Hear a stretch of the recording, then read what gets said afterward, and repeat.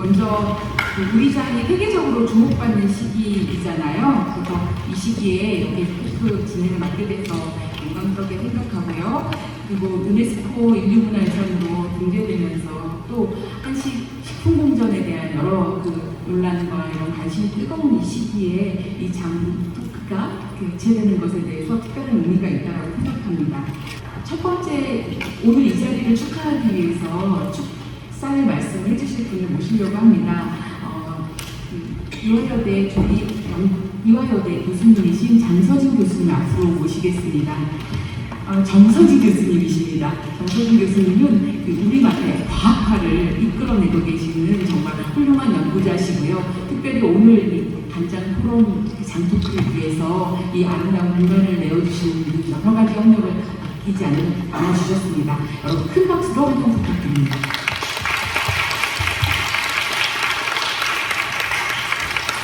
안녕하세요. 이화여자대학교 식품영양학과에서 재직중인 정서진이라고 합니다. 반갑습니다.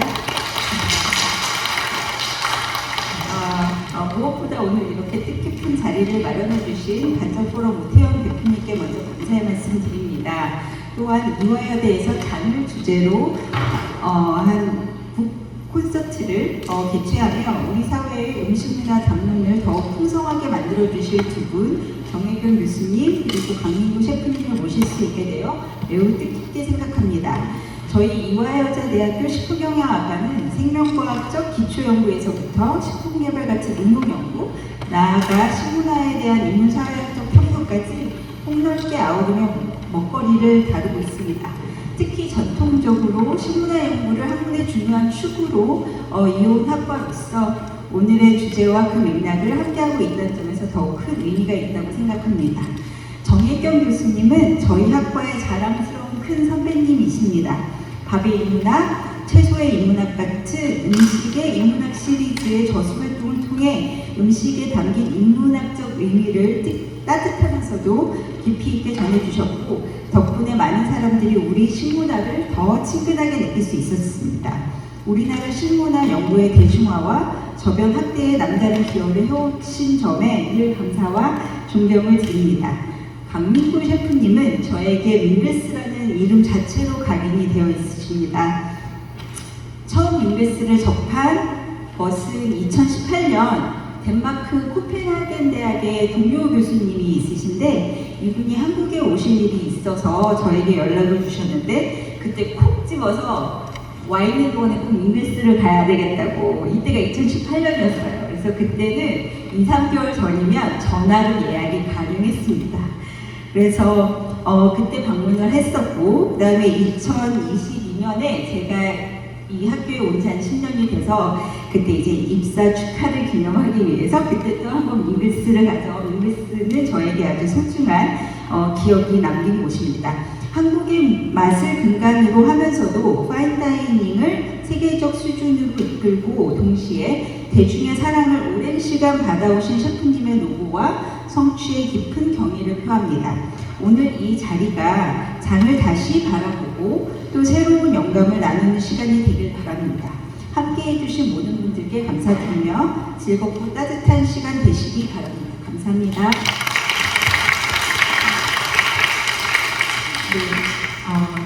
따뜻한 축사의 말씀 감사합니다.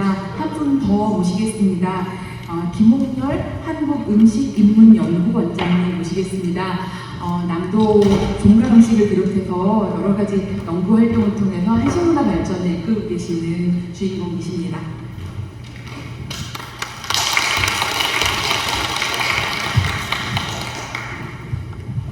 반갑습니다. 식사를 하셨습니까? 이렇게 밥 먹었느냐는 것이 인사말인 민족이 한 민족밖에 없다고 해서 최근에 보니까 중국하고 같은 다른 대륙에도 밥 먹기 인사하는 소수민족이 있다고는 하지만 어쨌거나 우리 민족은 희한하게도 밥 먹었는가 하는 것이 안무를 묻는 가장 중요한 인사였죠. 왜 그랬을까? 한 민족만 밥 먹었는가가 인사가 됐을까? 여기는 두 가지 의미가 있습니다. 하나는 잘 알고 계시면 이제 생리적인 이야기가 있겠죠. 영양을 섭취해야 하기 때문에. 다른 하나는 그 안에 사회심리학적인 이유가 있습니다. 그냥 지금 굶어 죽지 않을 만큼 영양 섭취는 잘했느냐, 끼니는 굶지 않고 사느냐, 이런 게 전자이야기라면 오늘 뭐 집안에 무탈하십니까? 그 다음에 뭐 부부싸움은 없었습니까? 뭐 이렇게 해서 그 사람의 안부를 묻는 두 가지 의미가 있는 거죠. 전자는 우리가 요즘 말로 풀어서 쓰면은 그 식품 과학에 관한 거예요. 영양, 조리 뭐 이런 거. 그 다음에 후자는 음식 문화에 관한 이야기. 음식 인문학이나 음식 사회과학에 관한 이야기죠. 그래서 오늘 저는 갑자기 아마도 우리 이제 오 회장님께서 다른 이제 훌륭하신 분을 축사자로 불렀다가 그분이 펑크라니까 저를 갑자기 부르신 것 같아요. 그래서 저도 별로 준비를 못했어요. 그래서 이제 흉설수설 할 텐데 그럼에도 불구하고 굉장히 이 행사의 기획이 탁월하다 이렇게 느꼈습니다. 왜냐하면 지금 말씀드린 음식 문화, 음식 인문 사회과학 분야의 최고 권위자이신 우리 정혜교 선생님이 토크의 한 축을 맡고 그 다음에 음식의 과학, 조리과학, 영양학 이런 부분을 또 뭐 자타가 인정하는 저는 개인적으로 뭐 이런 친구 관계가 없었습니다. 우리 아주 유명하신 강명호 셰프님이 계시고 해서 그 식품의 자연과학적인 요소와 식품의 인문학적인 요소를 두루 다룰 수 있는 훌륭한 그 게스트 두 분을 모시고 진행되는 토크쇼인 만큼 이 행사가 굉장히 의미 있을 거다. 그래서 여기 우태영 회장님이나 우리 정진영 이사님이나 또 여기 관여하신 많은 분들에게 감사드리고 또 축하를 드립니다. 기왕에 올라왔으니까 한마디만 더 하고 내려가겠습니다. 제가 과거에 김치 인문학이나 한식의 인문학이라는 것을 하면서 전 세계에 퍼져나간 한민족들에 대한 음식 문화를 조사한 적이 있습니다. 잘 아시는 중앙아시아의 고려인, 연변의 조선족, 멕시코의 에릭갱 뭐 이런 분들이죠. 이런 분들에 대한 이제 그 민족 음식 문화를 연구하다 보니 제가 깨달은 게 하나 있어요.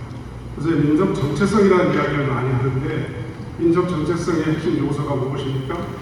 우리가 가장 첫 번째로 삼는 것은 단일 민족이라는 전제하에 외모가 우리하고 같으냐, 둘째 한국말 쓰느냐, 더 나가면 뭐 한복 아느냐, 뭐 한국 노래 아느냐, 한옥에 사느냐 이런 거 아니겠습니까?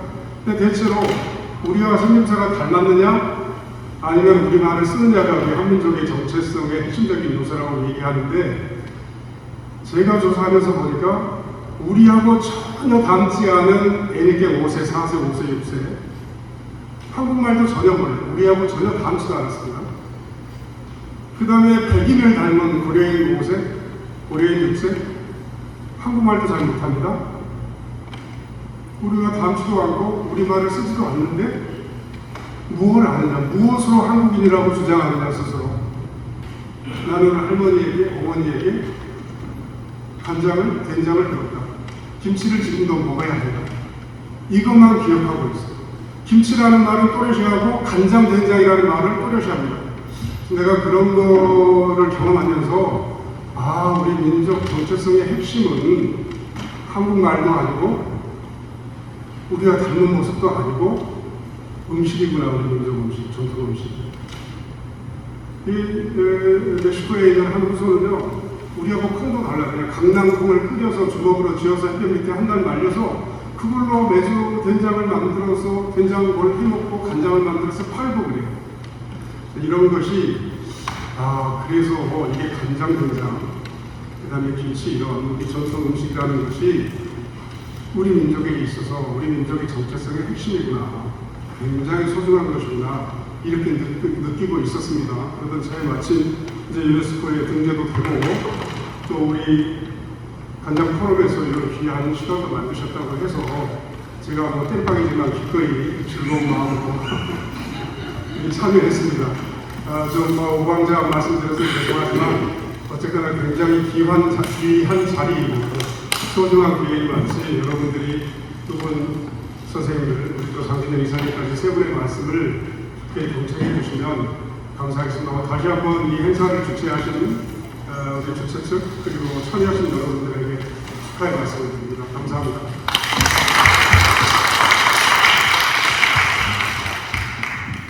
네, 오늘의 행사는 간장 포럼과 내일의 식탁, 이화여대가 공동 주최를 합니다. 많은 단체들이 후원으로 함께하고 계신데요. 오늘 그 참여 단체들을 대표해서 오늘 행사를 직접 주관하신 간장포럼 오태영 대표님의 환영사를 듣도록 하겠습니다. 앞으로 오실 때 뜨거운 박수 부탁드립니다.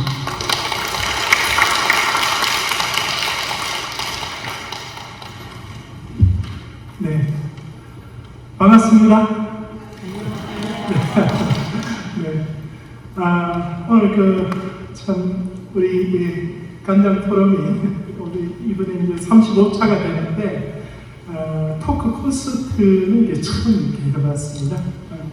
작년에 강민구 셰프님 그 장이라고 하는 책을 영문판으로 이렇게 낸 이래로 한번 이런 거 한번 해봐야 되겠다 했었고 그때 밍클스에서 우리 운영위원회에서도 한번 가게 됐었는데 참 하길 잘했다 싶습니다. 그나저나 우리 참 이 같이 참 시간이 용케 내셨어요. 되게 바쁘신 것 같은데 공동 주최를 하는 내대 식탁 김원일 이사장님 모셨습니다. 박수 좀 부탁드리겠습니다. 내 소개가 이제 좀 빠져가지고 그렇습니다. 그리고 우리 꽃밥에 피다 송정은 대표님 모셨습니다. 네, 감사합니다. 내일 그 서울 장문화 투어에 음식을 이렇게 좀 후원을 해주셨어요. 고맙겠습니다. 감사합니다. 그리고 태경 스님, 네, 태경 스님이 이렇게 오늘 오셨다고 해서 반갑습니다. 네, 감사합니다. 그리고 우리 간장 포럼의 초창기부터 계속 이렇게 와주시는 정명순 바이오스콜러의 정명순 선생님 오셨습니다. 반갑습니다. 그리고 이렇게 제야의 고수라고 해서 참 알려지지는 않으셨습니다만은 상당히 참 음식으로 약선 음식을 아주 참 공력이 높으신 해신 약선가 김현석 선생님 오셨습니다. 네, 감사드립니다. 네. 마지막으로 참 원래는 저희도 장진영 국장님이 이렇게 개인적인 친분이 있는 걸로는 아는데 근데 이 페이스북에 이렇게 보니까 간장 포럼에 이렇게 간다라고 이렇게 했는데 오늘 아침에 보니까 이게 페이스북을 보니까 뜨더라고요. 650명이 이렇게 좋아요 이렇게 눌러주셨어요. 예, 통영에서 오신 야소주라 김은하 대표님 반갑습니다. 네, 감사합니다. 여러 선생님들 참 소개를 제가 오늘 아까 했는데 이화여대 학장님이시죠? 예, 성함 제가 잠깐 pens어요. 김유리, 네, 김유리 학장님 모셨습니다. 반갑습니다. 네, 아유, 감사합니다. 네, 어쨌든 오늘 우리 간장 포럼 토크 콘서트를 참 빛내주시기 위해서 여러 선생님들 이렇게 오신 데 대해서 다시 한번 이렇게 감사 말씀드리고 그래도 이게 참 포럼에서도 간장 포럼에서도 좀 우리 장과 관련되어서 다양한 재미있는 거리가 참 많습니다. 그 중에 오늘 참 토크 콘서트라는 형식을 통해서 또 마음껏 만끽하고 가시기를 바라겠습니다. 감사합니다.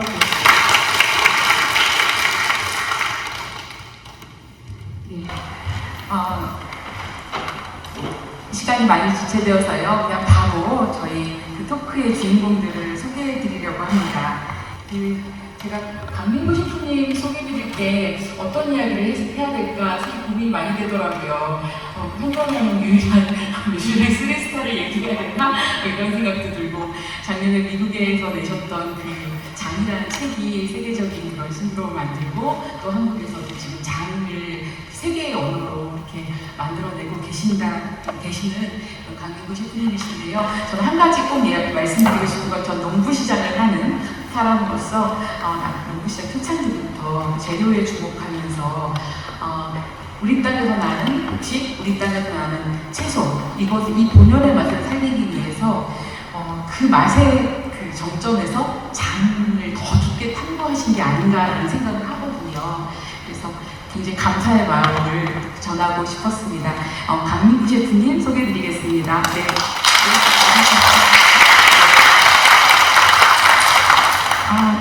존경하는 또 정혜경 선생님 소개해드릴 수 있어서 기쁩니다. 그 호소대 명예교수로 계시면서 또 영양학을 넘어서서 또 공동체 문화, 정체성으로서의 그 음식을 사유하게 해주신 저희들 모두의 선생님이시죠. 선생님이 만들어내시는 그런 음식 인문학의 깊이가 우리의 그 삶을 풍요롭게 만들어주고 계신데요. 정혜경 선생님 함께 모십니다.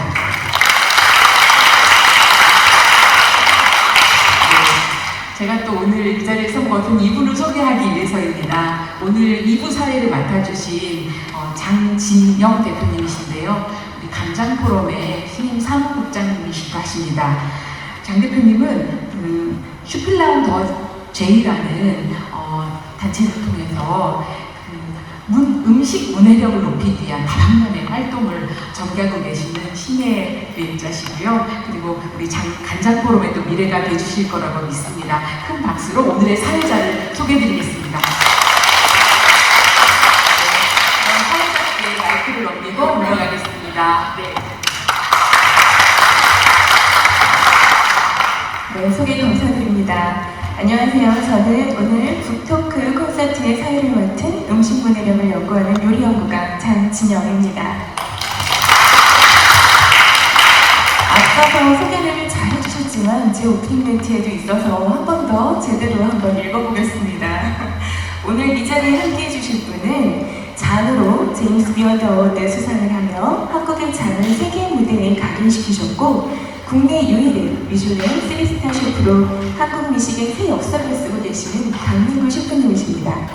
그리고 또한 잔의 본질과 전통을 연구해 오시면서 이번 책에 자문을 더해주신 정혜경 교수님도 함께 자리해 주셨습니다.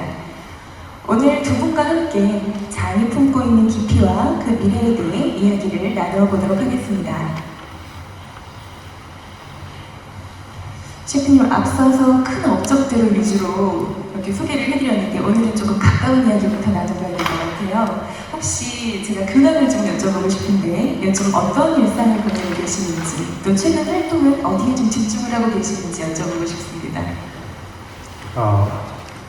안녕하세요. 우선 이렇게 한국 장 문화를 많이 관심을 갖고 연구를 하고 계시는 간장 포럼에 또 한 프로그램에 참여할 수 있어서 너무 기쁘고요.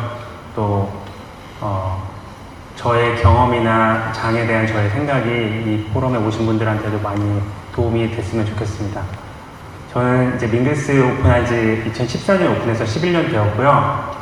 오너 셰프로 운영하다 보니 회사에 소속되어 있지 않고 어떤 외부의 투자나 그런 큰 기업에 소속되어서 운영되어 있지 않다 보니 거의 대부분의 저의 최근의 일들은 레스토랑 잘 운영하고 밍글스를 계속 더욱 변화하고 발전할 수 있는 식당이 되도록 고민하는 그 일을 가장 많이 하고 있고요.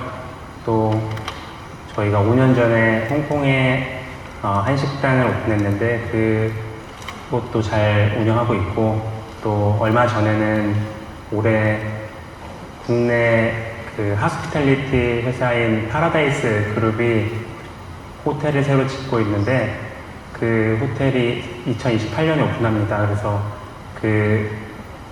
그곳의 음식들 그리고 F&B 쪽의 컬리너리 디렉터 이런 역할로 지금 참여하게 돼서 R&D 센터 만들어서 그쪽에서 R&D도 연구하고 그렇게 지내고 있습니다. 네. 정말 바쁜 일상을 보내고 계시다고 볼 수 있겠습니다. 셰프님 말씀을 들으니 여전히 치열하게 새로운 시도를 이어가고 있다는 게 느껴지는데요. 그러면 정혜경 교수님께도 여쭤보겠습니다.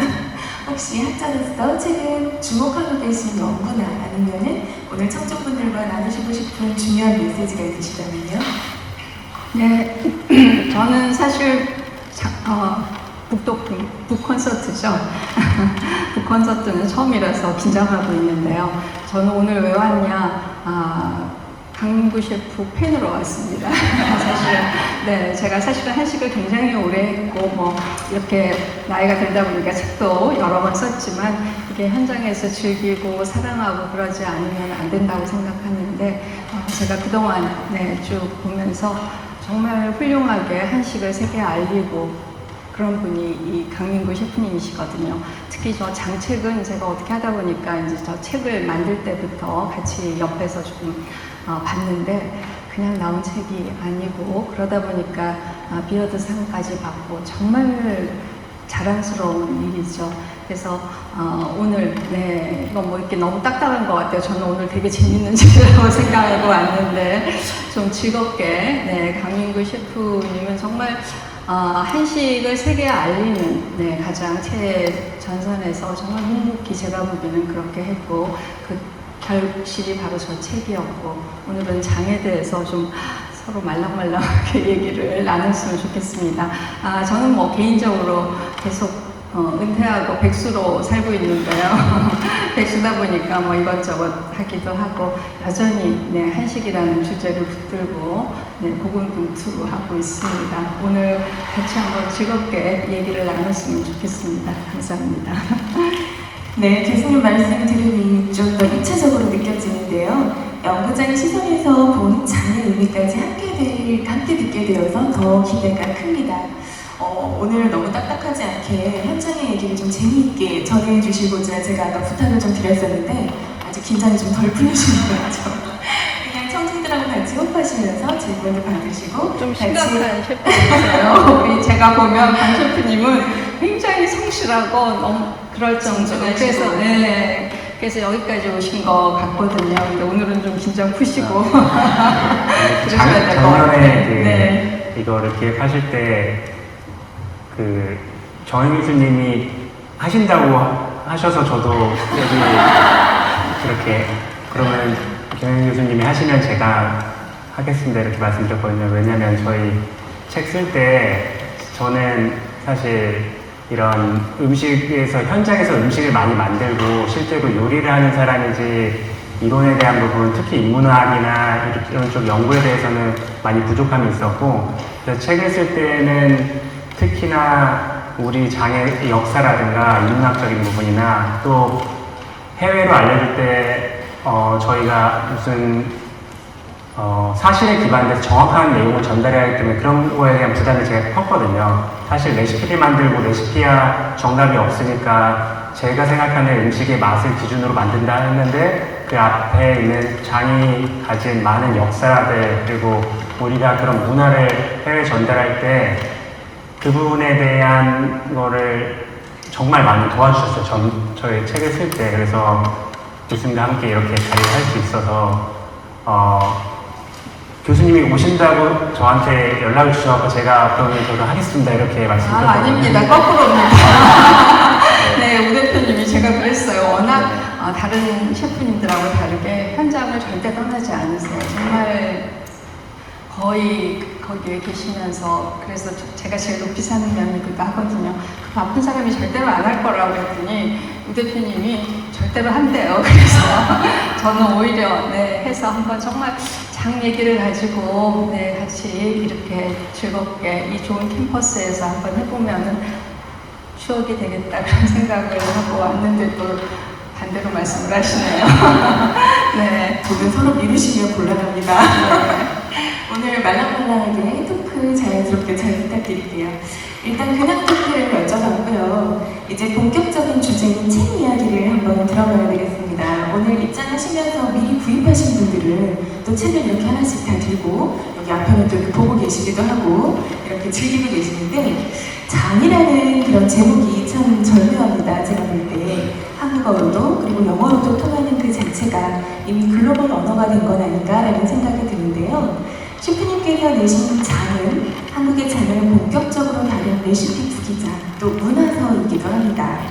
출간 직후에 뉴욕타임즈가 꼽은 2024년 최고의 쿡북 중에 하나로 선정이 되었고 곧이어서 제임스 비어드 어워드 단일 주제 부문에서도 수상을 하셨습니다. 이러한 해외 평가는 장이라는 주제가 세계 무대에서 주목받고 있다는 증거이기도 하겠죠. 제임스 비어드상은 흔히 요리계의 오스카상이라고 불리기도 하는데요. 셰프님, 먼저 수상 소식을 들으셨을 때 어떤 생각이 드셨는지 궁금하고요. 또 이 수상이 셰프님의 요리 철학이나 그리고 한국의 장을 세계 무대에 알리는데 어떤 변화를 가져왔는지도 좀 궁금합니다. 처음 이제 이 책을 쓰게 된 계기는 코로나가 시작됐을 때 저희 레스토랑이 그 외국 손님이 굉장히 많이 오시거든요. 많이 오실 때는 손님 전체의 70% 이상이 외국인일 때도 있고, 또 아무래도 그러다 보니까 한국 음식을 새롭게 전달하려고 하는 저희 레스토랑의 그런 컨셉들이나 이런 것들이 또 외국인 분들한테 되게 새롭게 잘 받아들여지고 그런 거 좋아해 주셔서 저희가 운영을 그렇게 해왔었거든요. 근데 이제 하늘길이 막히고 손님들이 못 오시니까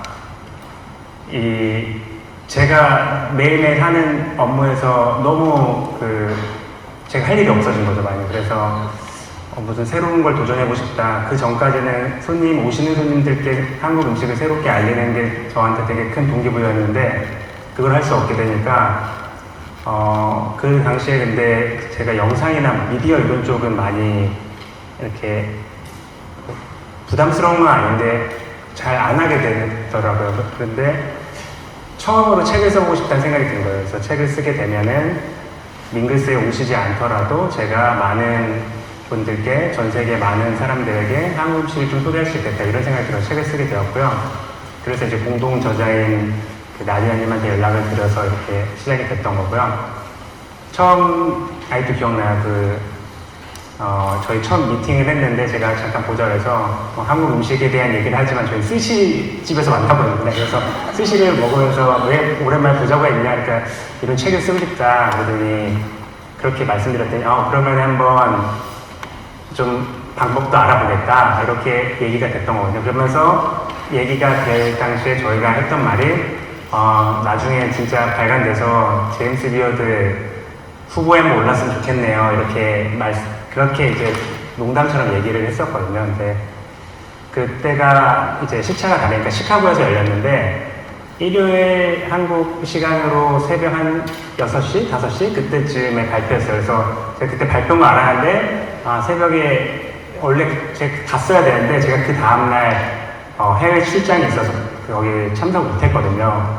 그리고 결과도 모르고 후보로만 올랐으니까 그렇게 무리를 해서 갔다가 수상을 못하면 좀 아쉽기도 할 것 같고, 여러 가지 생각했을 때 원래 일정에서 못 갔는데 그 새벽에 일어나서 꼭 유튜브 생중계를 봐야지 하고 있다가 잠들었어요. 그러다가 이제 받고 나서 그 공동 저자들이 전화해서 깨워갖고 딱 봤는데 우리 받았다고 막 좋아해서 되게 새벽에 굉장히 기뻤고요. 저희가 총 4년에 걸려서 책을 썼는데 그 4년 동안, 그리고 책을 쓰기 위해서 저희가 출판사로부터 받은 돈도 있는데 그 돈보다 한 50% 이상의 비용이 더 들어서 저희 개인 사비를 다 털어갖고 책을 썼거든요. 그리고 심지어 그 책에 판매되는 수익금은 생각보다 책이 해외에서 많이 팔리지 않아서, 왜냐면 저희 책의 주제가 쉬운 주제는 아니잖아요, 외국 분들한테. 그래서 저희가 수익금도 아주 많이 정상 못 받고 있어요, 사실. 그래서 말 그대로 그냥 4년 동안 우리 시간, 우리 돈을 들여서 쓴 그냥 우리도 한번 이런 경험을 해보고 좋은 저희의 뜻을 담아서 이걸로 큰 돈을 벌지 못할 거 생각했지만 오히려 저희 오히려 돈을 저희 개인 돈을 더 쓴 프로젝트로 남았거든요. 그거에 대한 굉장히 좋은 보상을 얻었다는 느낌이 들어서 너무 영광스러웠습니다. 예.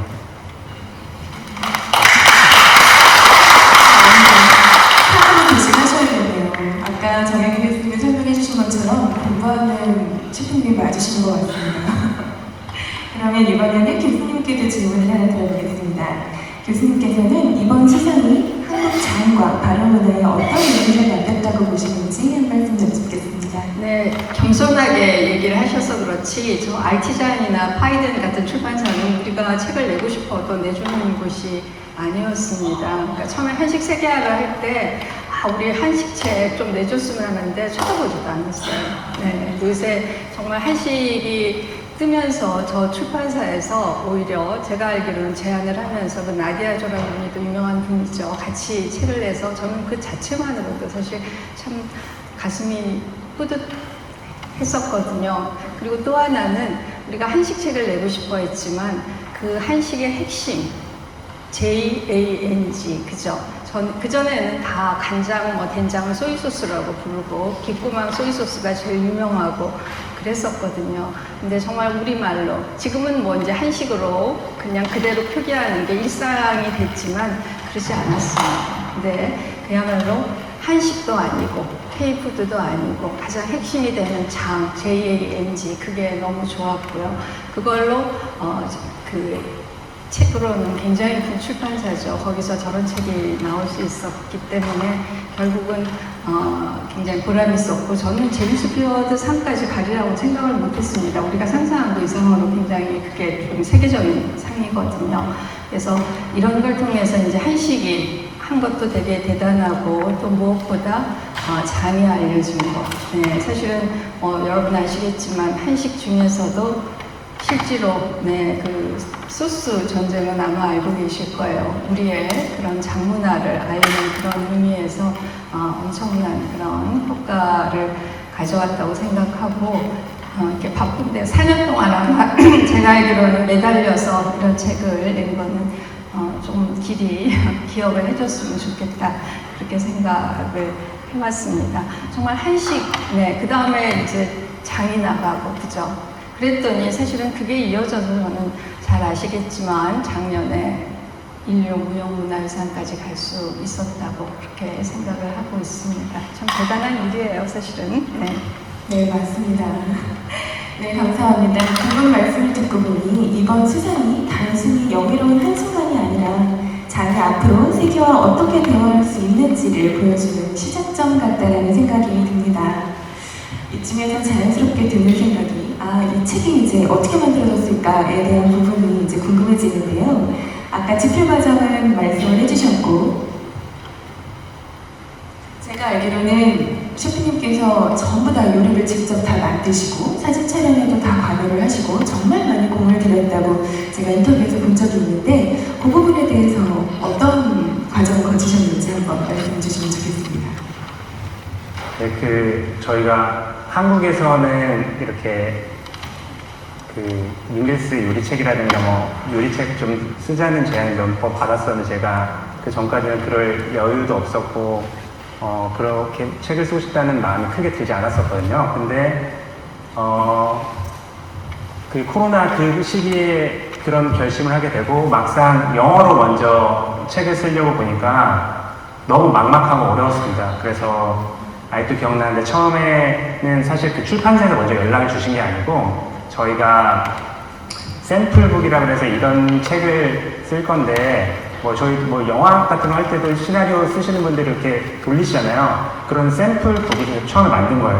그거를 제가 음식을 하고 그 샘플북에 음식에 맞는 그릇을 제가 구입을 하고 거기에 음식 담은 다음에 저희 가게에 있는 친구가 그냥 사진을 찍어주고 제가 이제 레시피를 써서 영어 번역해서 샘플북처럼 만든 거예요. 그래서 그거를 유명한 출판사들에 다 보냈죠. 그래서 그 중에서 태핑이 된 곳이랑 연락이 됐는데 처음 한 3군데 정도에서 거절했고 너무 내용은 좋은데 너무 어렵다.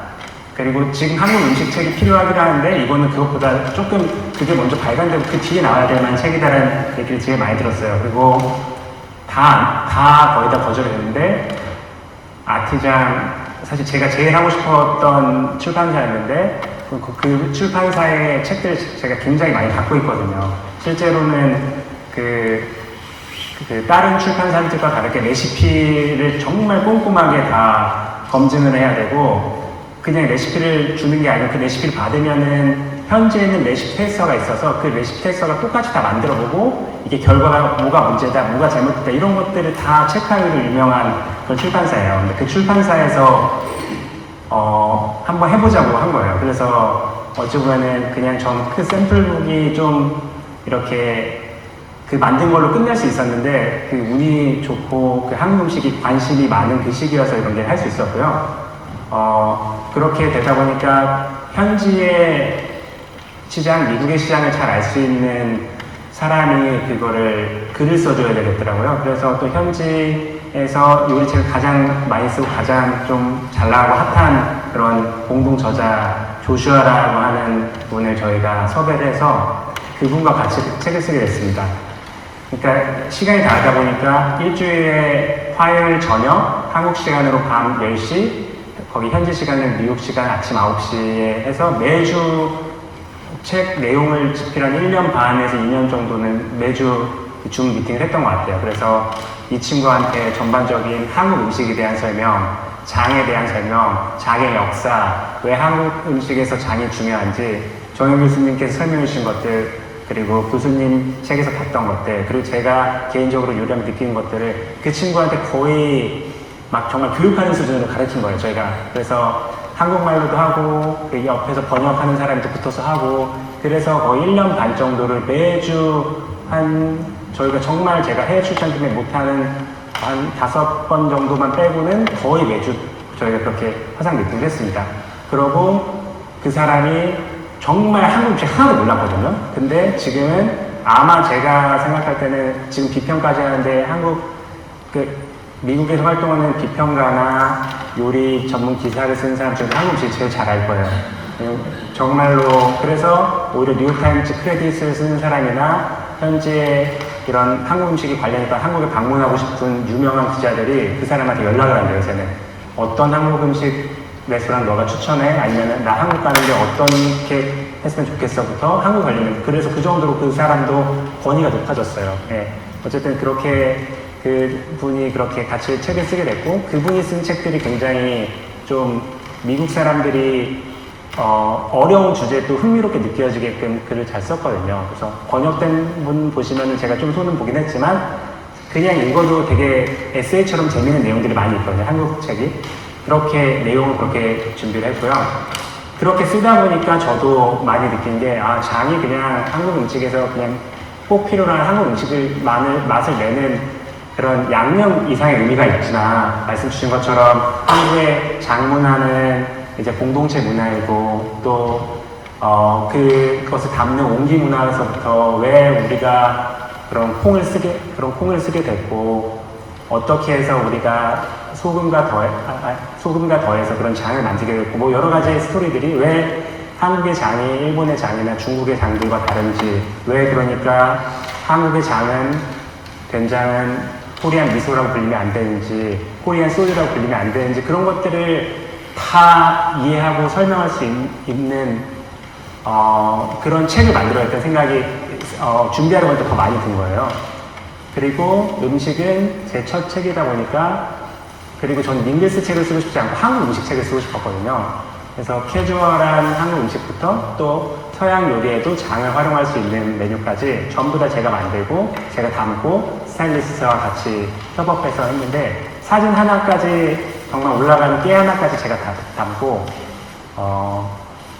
쓰면서 정말 후회 많이 했어요. 내가 왜 이걸 한다고 했을까 할 정도로 너무 시간도 많이 들고, 특히 레시피를 만들어서 보내는데 현지에 있는 재료랑 좀 다르거나 아니면 현장에서 있는 캐스터가 뭔가 잘못됐다고 다시 돌아오면 그거를 한 레시피 가지고 4번, 5번씩 핑퐁하면서 왔다 갔다 하고 이런 게 너무 힘들었어요. 그냥 책만 쓰는 게 아니고 레스토랑도 운영해야 되고 할 게 굉장히 많은데 이것까지 하니까.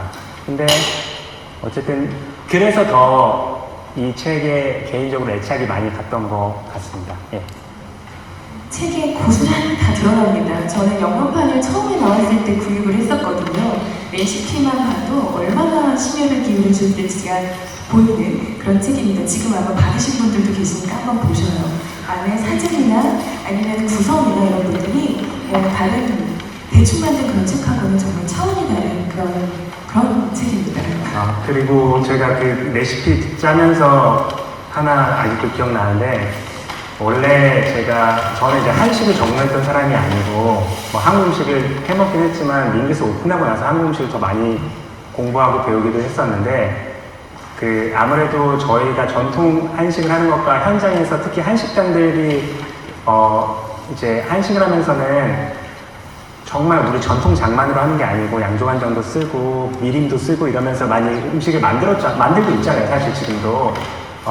그랬는데 제가 갖고 있는 레시피 중 하나에 미림이 들어가 있었던 거예요. 그런데 이 미림을 어떻게 해야 되나 고민이 많았어요, 사실. 그래서 그 안에다가 레시피 안에 넣어야 되나 말아야 되나 그러고 전화를 드렸는데 한국 음식 책이니까 미림 빼고서 음식 만들어도 되지 않겠어요? 딱 이렇게 말씀해 주셨거든요, 저한테. 아, 그래. 그러면서부터 더 제가 이제 레시피를 짤 때 어떻게 구성을 해야 되는지가 더 많이 클리어해졌어요. 그래서 한국에서 나는, 재료들로 밍글스 운영하니까 어쨌든 한국의 맛을 더 담을 수 있게끔 좀 더 고민을 많이 해야겠다. 그래서 멘트에서도 지금도 많이 노력하고 많은 한국의 한식을 하는 레스토랑들에서도 노력하고 있는데 재료들에서 일본 재료 명기나 뭐 중국에서 쓰는 명이랑 혼재서에서 쓰이는 경우가 되게 많잖아요. 그런 것들도 굳이 두부라고 썼고 표고 머시룸이라 썼고 그런 것들도 이제 미림을 뺀 레시피 안에서 제거하고 그런 것들이 다 그냥 명분이 생겼던 것 같아요. 이렇게 책을 쓰면서. 네, 제가 딱 여쭤보려고 했던 질문을 셰프님께서 벌써 다 말씀을 해주셨어요. 교수님께 제가 여쭤보려고 했던 질문 중에 하나였거든요. 역시 공부하는 셰프님은 다르십니다. 이런 것들을 이제 우리 한국 음식을 외국에 소개를 할 때 고려를 해야 되는 그런 우리 본질에 대한 부분이 조금 염려스럽지 않을 수가 없잖아요. 앞에서 설명을 해주셨지만 학자의 시선으로 보신 그런 고려해야 될 점이 있다면 어떤 점을 이것만은 지켜야 된다 이런 게 있으면 한번 말씀을 부탁드리겠습니다. 되게 어려운 질문이네요. 뭐 조금 전에 말씀했지만 그 조슈아라는 분을 저도 만났어요. 처음에 만났더니 거의 뭐 미신을 보고 막 하고 그래서 긴장하고 그분하고 얘기를 하면서 오히려 그 과정에서 저도 한국 장에 대해서 배웠거든요. 그러니까 우리가 그냥 쉽게 생각하고 있는 그런 장. 근데 그분은 가장 기본적인 걸로 그걸 물어보시더라고요. 여러분 잘 아시겠지만 이 책이 원래 영어로 먼저 쓰여졌잖아요.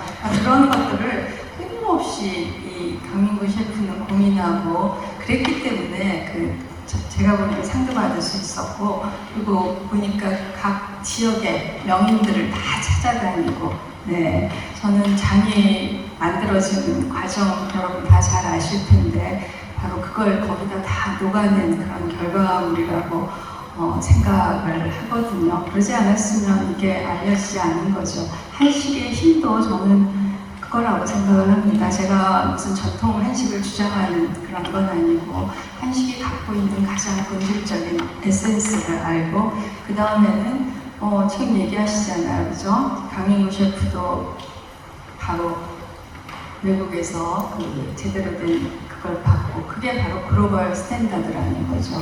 그걸 가지고 있었기 때문에 네, 가장 전통적인 걸 찾아서 그 위에서 나갈 수 있었던 게 이 책의 힘이고 그걸 가장 잘 보여주고 있다고 생각을 하거든요. 그런 면에서 이 책이 갖고 있는 힘이 아닐까 생각을 하고요. 뭐 이제 대답은 아니 질문이 이런 것 같은데 제가 오히려 오늘 가만히 있으려고 했는데 할 말이 많았잖아요.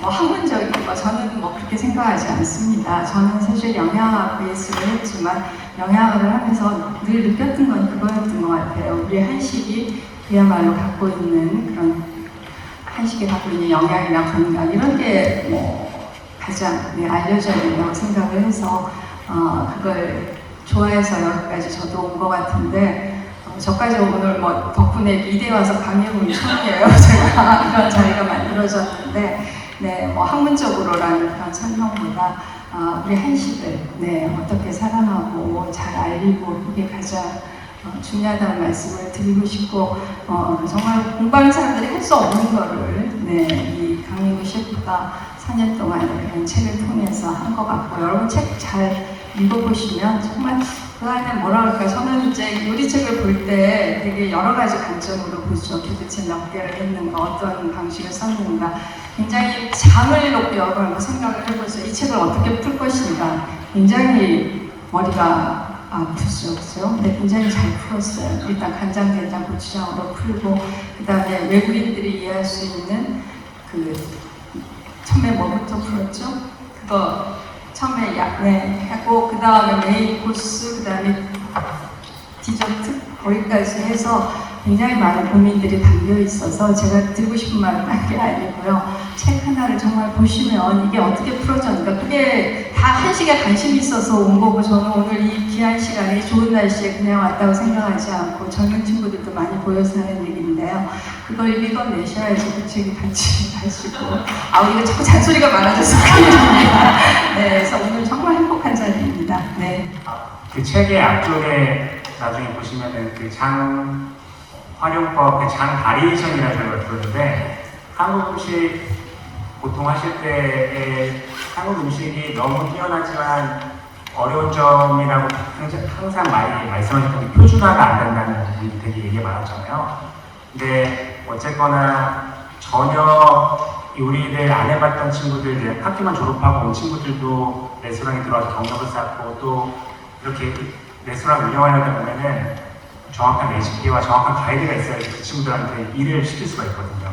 근데 하물며 한국 음식에 관심 있는데 한국 음식을 한 번도 안 만들어본 외국인들한테 하면은 그런 게 되게 굉장히 중요하다는 생각이 많이 들었어요. 그래서 물론 가장 한국 음식에서 맛있는 거는 어머니가 해주시는 어머니 감으로 그리고 경험으로 만들어주는 음식이긴 한데, 우선 책에는 더 명확하게 좀 전달을 해줘야겠다는 생각이 들어서 장 바리에이션이라고 하는 걸 만들어서 모든 거를 비율로 되게 쉽게 만든 거예요. 예를 들어서 바베큐에 쓰는 간장에는 제가 그 다크 맛간장이라고 그러는데 그거의 비율은 그냥 이렇게 3대 1대 1을 섞어서 간장과 물과 설탕을 그렇게 섞습니다. 초고추장을 만들 때 초고추장은 사실 비법이 워낙 많지 않습니까? 식초도 어떤 걸 써야 될지, 설탕을 쓸지, 매실청을 쓸지, 아니면 꿀을 쓸지, 식초도 종류가 다양하고 누구는 레몬즙이 넣기도 하고 고추장도 어떤 걸 써야 되고, 그런 것들에 대한 그래도 가이드와 기준이 있어야 되니까 초고추장은 우리는 이렇게 만들어 3대 1대1, 식초는 어떤 식초를 추천하고 청이나 다른 꿀을 넣어도 되지만 나는 설탕을 쓰는 걸 기본으로 했어. 거기에 당신이 넣고 싶은 이 기본에 마늘 넣어도 좋고 네가 좋아하는 다른 설탕 당류를 넣고 그런 설탕을 줄 텐데 어쨌든 내가 제안하는 기본 스타일은 이거야, 이런 거를 먼저 다 짜는 거예요. 그렇게 해서 거기에 물을 좀 더하거나 생선 조림을 하고 싶으면 거기에 고춧가루 넣고 마늘 넣고 이런 식으로 해서 가장 기본이 되는 베이직 장 바리에이션이라는 소스를 만들고 나니까 레시피를 이제 활용해서 만들 때 훨씬 더 쉬운 거죠. 사실 그게 저희 가게 레스토랑에서도 그렇게 하고 있었던 거거든요. 근데 그게 막상 책으로 쓴다고 하니까 조금 더 이 사람들 이게 또 어렵긴 하지만 사실 이걸 이해만 한다면 이것만큼 한국 음식을 쉽게 그 사람들이 만들 수도 없다는 생각이 들었어요. 그리고 책을 쓰면서 정리를 한 게 밍글스도 결국 이런 거구나. 그래서 오히려 제가 그냥 이 음식에는 이 레시피로 이렇게 만들어, 저 음식 저렇게 만들어 하는 게 아니고 먼저 저희도 가게에서 맛을 만들 때 기본적인 어쩌면 장에 넣을 때 그런 바리에이션 기본들을 만들어 놓고 하니까 오히려 책 쓰면서 제가 공부한다는 느낌이 많이 들었습니다. 셰프님의 지난 4년간의 여정이 문화 외교가 아닌가라는 생각이 듭니다. 일단은 지필 과정을 살펴봤으니까 이 장이라는 책 속에 나와 있는 레시피가 많이 궁금하실 것 같아요. 간단한 비빔션이나 이런 것들은 말씀을 주셨지만 혹시 이 장 책 중에 조금 애착이 가는 메뉴가 있으시다면 어떤 메뉴가 있으실까요? 된장찌개 다들 많이 드시고 워낙 다양한 종류의 된장찌개 있잖아요. 근데 거기에서 양지 넣고 만든 배추, 양지 전골, 메뉴명이 정확히 기억 안 나는데 그 메뉴가 있습니다. 근데 그거는 그 된장 브리스킷 스튜, 이 브리스킷 스튜라고 해서 저희가 그 영어로 그렇게 했거든요. 근데 그걸 제가 처음 만들고 그 레시피를 잡고 저희 집에 그러니까 음식이 남으니까 집에 가져왔어요. 근데 저희 장모님이 그때 암투병 중이셨는데 지금 돌아가셨는데 그때 제가 나도 그거를 다음날 일어나 드시고는 태어나서 먹어본 된장찌개 중에 제일 맛있다고 하시는 거예요. 그래서 투병 중에 제가 그걸 되게 많이 끓여드렸어요.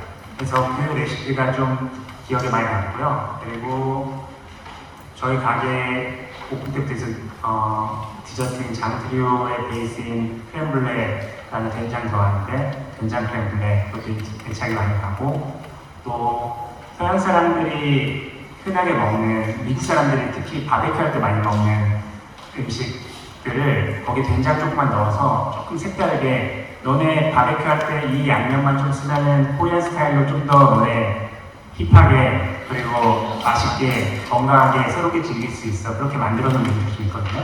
바베큐 할 때 된장 넣고, 그리고 풀토크 샌드위치라고 이렇게 햄버거처럼 만드는 거에도 고추장 넣거든요. 네, 그런 메뉴들이 있습니다. 팁들이 마구 나옵니다. 메모하셔도 됩니다. 저도 된장찌개 팁 너무 궁금한데요. 조금 더 자세하게 살펴보도록 하겠습니다. 이번에는 밍글스 주방의 얘기를 좀 듣고 싶어요. 장이 조연을 넘어서 주연으로 작동하는 순간이 있다면 어떤 순간일까요? 장을 주연으로, 저는 장이 주연이라고 생각해서 하진 않고요. 장이 와인처럼 꼭 마시는 건 아니잖아요. 그러니까 주연이라기보다는 이렇게 굉장히 필수적인, 한국 음식에서 필수적인 요소라고 생각하고요.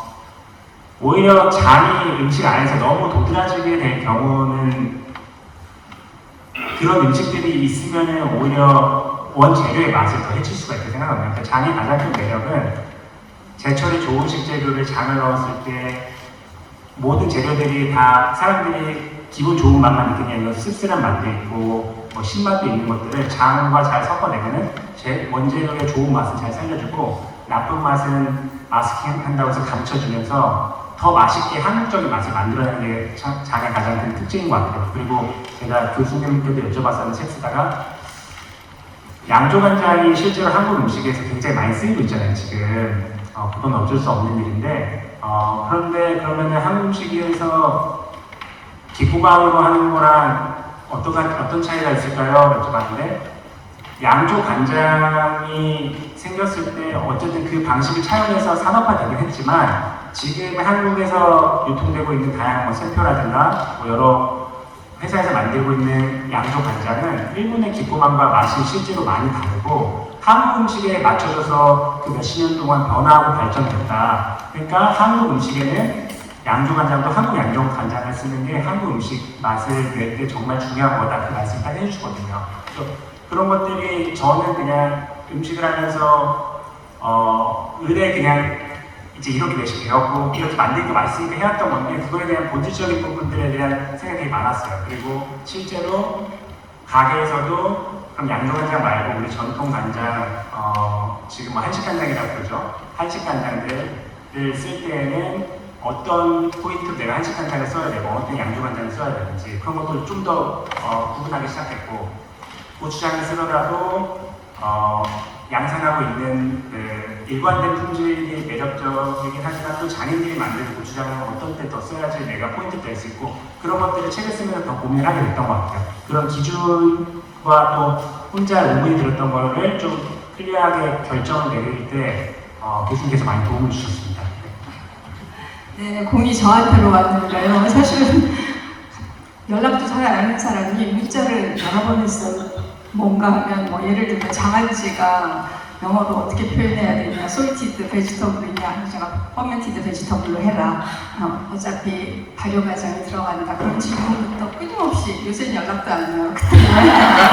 그리고 굉장히 고민한 부분이 바로 양조간장을 어떻게 볼 것인가였거든요. 사실 저는 정말 제가 한식하는 사람으로서 우리의 전통 그 한식간장에 대한 애정이 가장 많은 사람이고 꼭 지켜줘야 되고 혹시 무형 유산도 그걸 얘기하는 거죠. 하지만 현실은 보면 아시겠지만 뭐 지금 한식간장 소비율이 2%거든요. 그래서 그걸 올리기 위한 그런 노력들을 많이 하고 있는데 간장도요 어떤 역사나 시대의 샘물이라는 이해를 하는 게 굉장히 저는 중요하다고 생각합니다. 사실 고려 시대에는 간장, 된장 이렇게 분리하지도 않았고 간장이라는 표현 자체도 조선시대 이후에 나왔고 그런 역사성부터 이렇게 간장에 대해서 우리가 해보니까 그 처음 만들어진 시점도 지금 유물로 다시 다 되고 있거든요. 그래서 여기까지 왔는데 지금 현재 그러니까 뭐 일본 얘기를 들어도 마찬가지고 어떤 간장이 시대의 흐름에 따라서 어떤 양조라는 그런 방식을 통해서 현재까지 왔고 그건 시대의 흐름이고 그걸 효율적으로 잘 쓸 수 있는 지혜가 사실 한식간장을 잘 쓰려면 양조간장의 이해가 더 많아지고 간장의 위상이 같이 올라가야 되는 거예요. 그걸 이건 더 이상 3분의 간장 얘기를 하면 그걸 오히려 더 간장으로 분류를 안 하고 안 써야지 한식간장이 더 많이 팔릴 거다. 저는 그렇게 생각하지 않거든요. 그래서 간장의 위상을 전체적으로 올리고 그걸 구분할 수 있는 그래서 결국은 지금 전통 간장도 마찬가지로 정말 자연 상태에서 그야말로 명품이고 프리미엄으로 만들어내는 간장도 있지만 또 그로 인해서 생기는 문제점은 한국식 종균 아시죠? 전통 종균을 써서 만드는 그런 간장들도 만들어져 나오고 일본은 역시 다 그렇게 지금 만들고 있고 이런 흐름을 잘 이해하는 게 필요하기 때문에 그런 것들이 같이 가야 된다. 그래서 양조간장이라는 게 그런 역시 발효 과정에 들어가는 간장으로 이해를 하고 적절하게 여러분들도 써보면 알잖아요. 그죠? 그렇게 우리가 풀어가야 된다. 그런 얘기를 제가 했던 것 같습니다. 앞으로 정말 저도 어떤 결론을 내리기보다는 우리가 간장이라고 써왔는데 그거의 이제 시대적 흐름이라든지 이런 속에서 같이 문제를 풀어야지 저는 좀 요새 다 아시잖아요. 그죠? 공전선상의 그런 문제 때문에 고민하는데 바로 이제 그런 이슈를 던져주는 거죠. 그러면서 양조간장이 어떻게 만들어지고 그게 지금 어디까지 들어와 있고 그게 앞으로 어떻게 가야 되는가. 지금 이 상황에서 지금 전통간장도 바뀌고 있거든요. 전통간장도 여러분 아시겠지만 종균을 주고 있고 그렇게 하면은 오히려 그런 위생이나 이런 문제에선 더 안전하기 때문에 그걸 그러면 우리가 전통간장이 검증되지 않을 것인가 이런 고민도 해야 된다고 생각을 합니다. 일단 양조간장은 발효간장을 거친 거고요.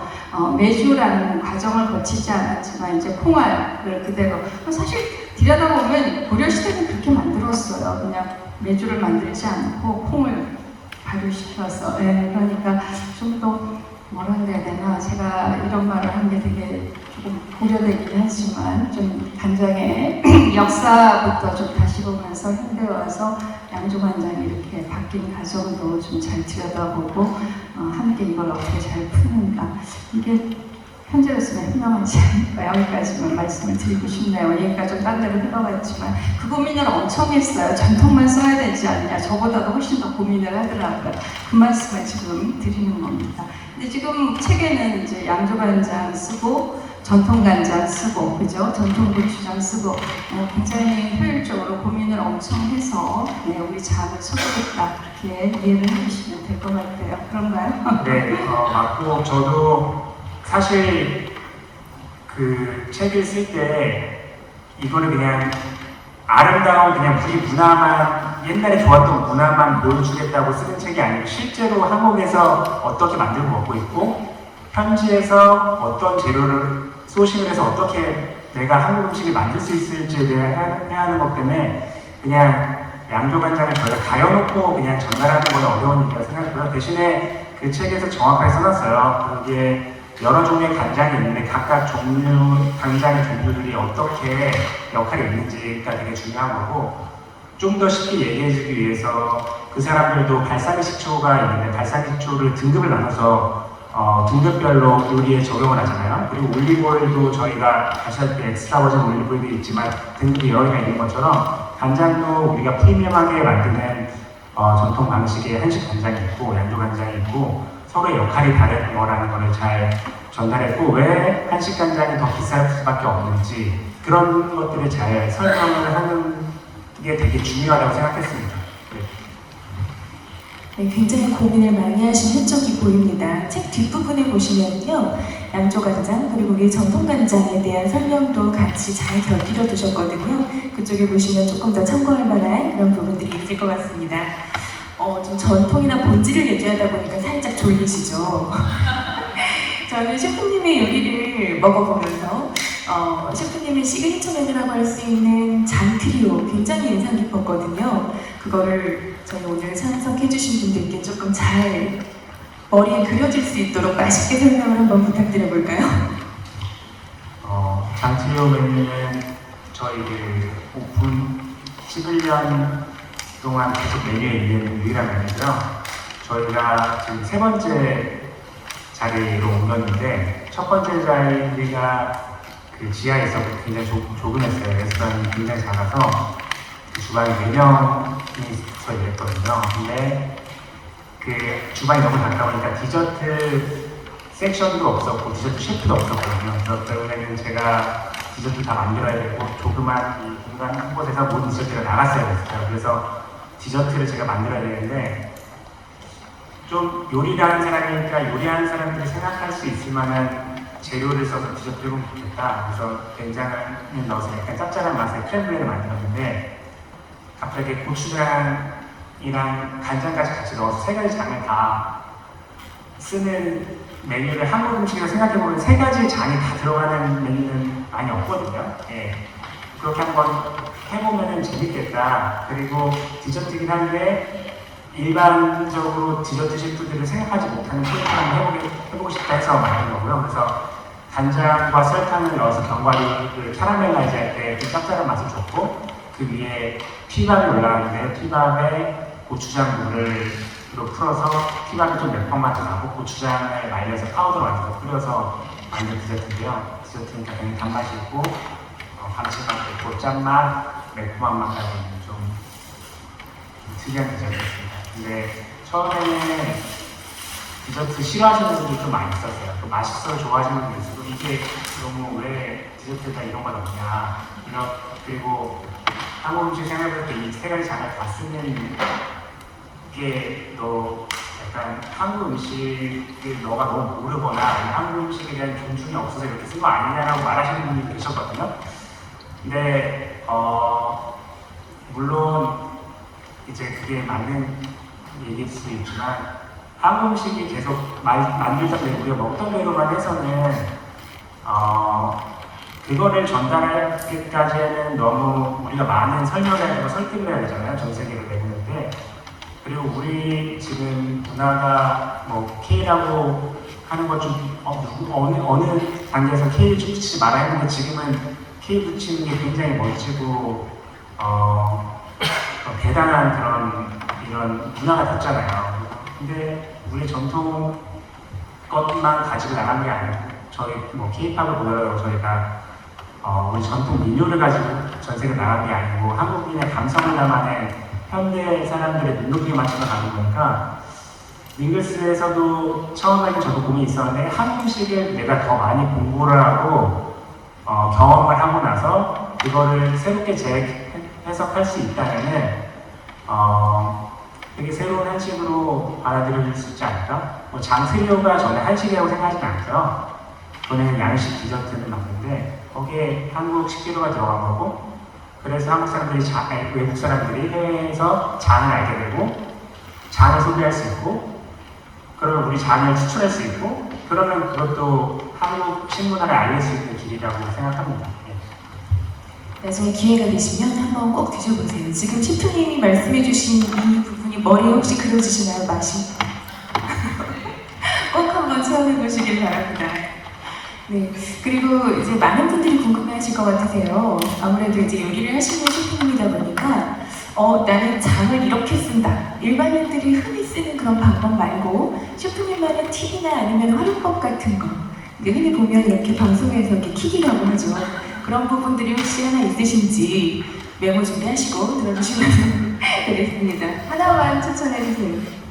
가장 쉽게 할 수 있는 건 저희 방금 말씀드렸던 것처럼 평소에 장을 안 쓰는 음식들에 약간 포인트처럼 줄 수 있는 것들. 그래서 좋은 한식 간장 가지고 계시면은 한식 간장 집에서 사용하실 때 사실 제한적이거든요. 나물 무칠 때라든가 국물에 간을 한다든가 그런 식으로 많이 쓰시잖아요. 그거를 아이스크림 같은 데 살짝 뿌려주시거나 저희 이제 그 망고 제주산 굉장히 맛있는 망고에다가 간장 뿌려서 저희가 이렇게 청주 같은 거 발라서 같이 드린 적 있거든요. 그렇게 꼭 그런 식으로 쓰면은 원래 그 과일 같은 데 소금 뿌려서 드시잖아요. 그렇게 좀 달게 하려고 비싼 간장을 조금 쓰시면은 되게 맛있습니다.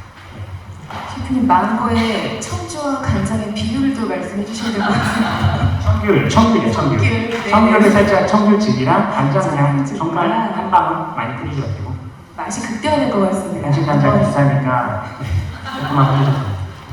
아껴 두셨다가 꼭 활용해 보시기 바랍니다. 말씀.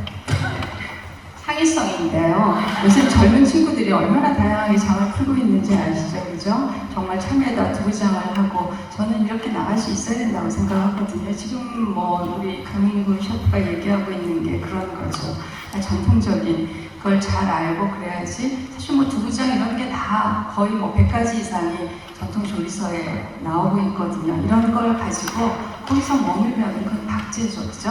그 다음에 이제 어떻게 장트리를 만들든지 삼총사를 만들든지 두부장 이렇게 나가는 게 바로 우리 요리 DNA 같아요. 정말 잘하고 있고 지금 이 강민구 셰프가 그걸 잘 표현한 거고 그렇게 할 수 있는 거는 바로 그 힘이 그 전통 음식에서 당연히 나오고요.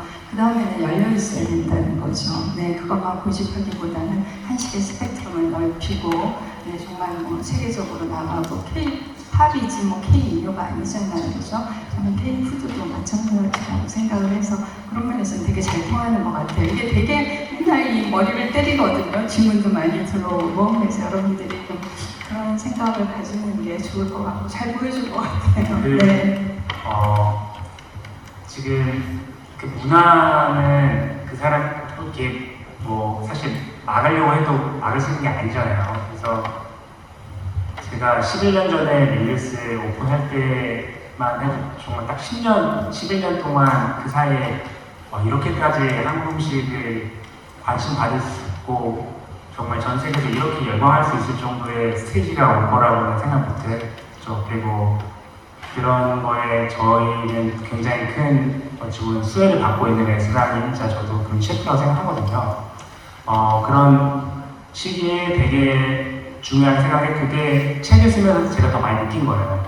그러면은 이제 유행처럼 지나가는 한식이 될지 아니면은 그 사람들의 생활에 깊숙이 파고들어서 오랫동안 하나의 장르로 그 사람들이 외식을 하거나 그들이 먹는 거에 하나의 새롭지만 이제 익숙한 장르로 한식이 넘어갈지에 대한 되게 중요한 지금 순간이라고 생각하거든요. 그럴 때 우리가 기본적인 한국 음식의 맛을 내는 부분들, 한국 음식의 식문화를 되게 많이 더 잘 알려야 된다고 생각하거든요. 그냥 어찌 보면은 그것도 좋은 일이긴 했지만 막 핫도그 유행하고 뭐 이런 같이 여러 가지 유행했던 걸 넘어서서 진짜 그 사람들 식문화에 깊숙하게 파고들어야 되는데 거기에서 되게 중요한 게 저는 장이라고 생각했습니다. 그래서 책을 쓰면서 정말 더 많이 느꼈고 방금 말씀드린 것처럼 아이스크림에 뿌려 먹어도 되는 거고 그들의 뭐 파스타 만들 때 간장을 넣어도 되는 거라면은 그 요리 좋아하는 사람들 집에 있는 팬트리에 이제 보면은 자기들이 좋아하는 이런 소금, 올리브오일, 뭐 후추, 뭐 케첩도 있을 수 있고 뭐 결국이라면은 뭐 마요네즈, 거기 식초, 거기 한 켠에 장이 딱 있을 수 있을 정도까지 돼야지 그게 한국 음식을 정말 세계하고 오랫동안 우리가 특히 저성장으로 돌아선 대한민국에서는 수출만이 먹고 살리려고 하는데 그리고 문화로 이제 나아가서 우리나라가 제조업에서 이제 어쩌면 문화한국으로 문합할 수 있는 걸로 지금 산업이 계속 전환하고 있잖아요. 그런 걸로 봤을 때 장은 우리 내부에서도 잘 어서 얘기가 정리가 되면서 해외 사람들한테 더 매력적인 상품으로 잘 만들어야 되는 지금 딱 그런 상황인 것 같습니다. 너무나 중요한 말씀을 지금 언급을 해주셨습니다. 지금 현재 뭐 방송이라던가 아니면 영화 여러 가지 프로그램 같은 걸 보면 사실 한국의 K푸드나 이런 것들이 굉장히 많이 소개가 되고 있어요. 뭐 어떤 분들은 아까 말씀하셨던 것처럼 뭐 스트리트푸드로 남을 거를 걱정을 하기도 하시고 너무 이제 불닭볶음면 위주로 이렇게 소비가 되다 보니까 그런 부분을 우려하시는 분들도 계시는데 문화적인 측면으로 접근하는 식문화 접근법은 또 달라야 된다고 생각을 합니다. 혹시 보셨는지 모르겠어요. 포크네 셰프 보시나요? 최근에 많이들 보시죠? 지금 꽤나 이제 네, 인기가 있어서 어제도 그렇고 그 대결 구도도 굉장히 재미있긴 하지만 첫 회에 나왔던 고추장 버터 비빔밥 기억하실 거예요.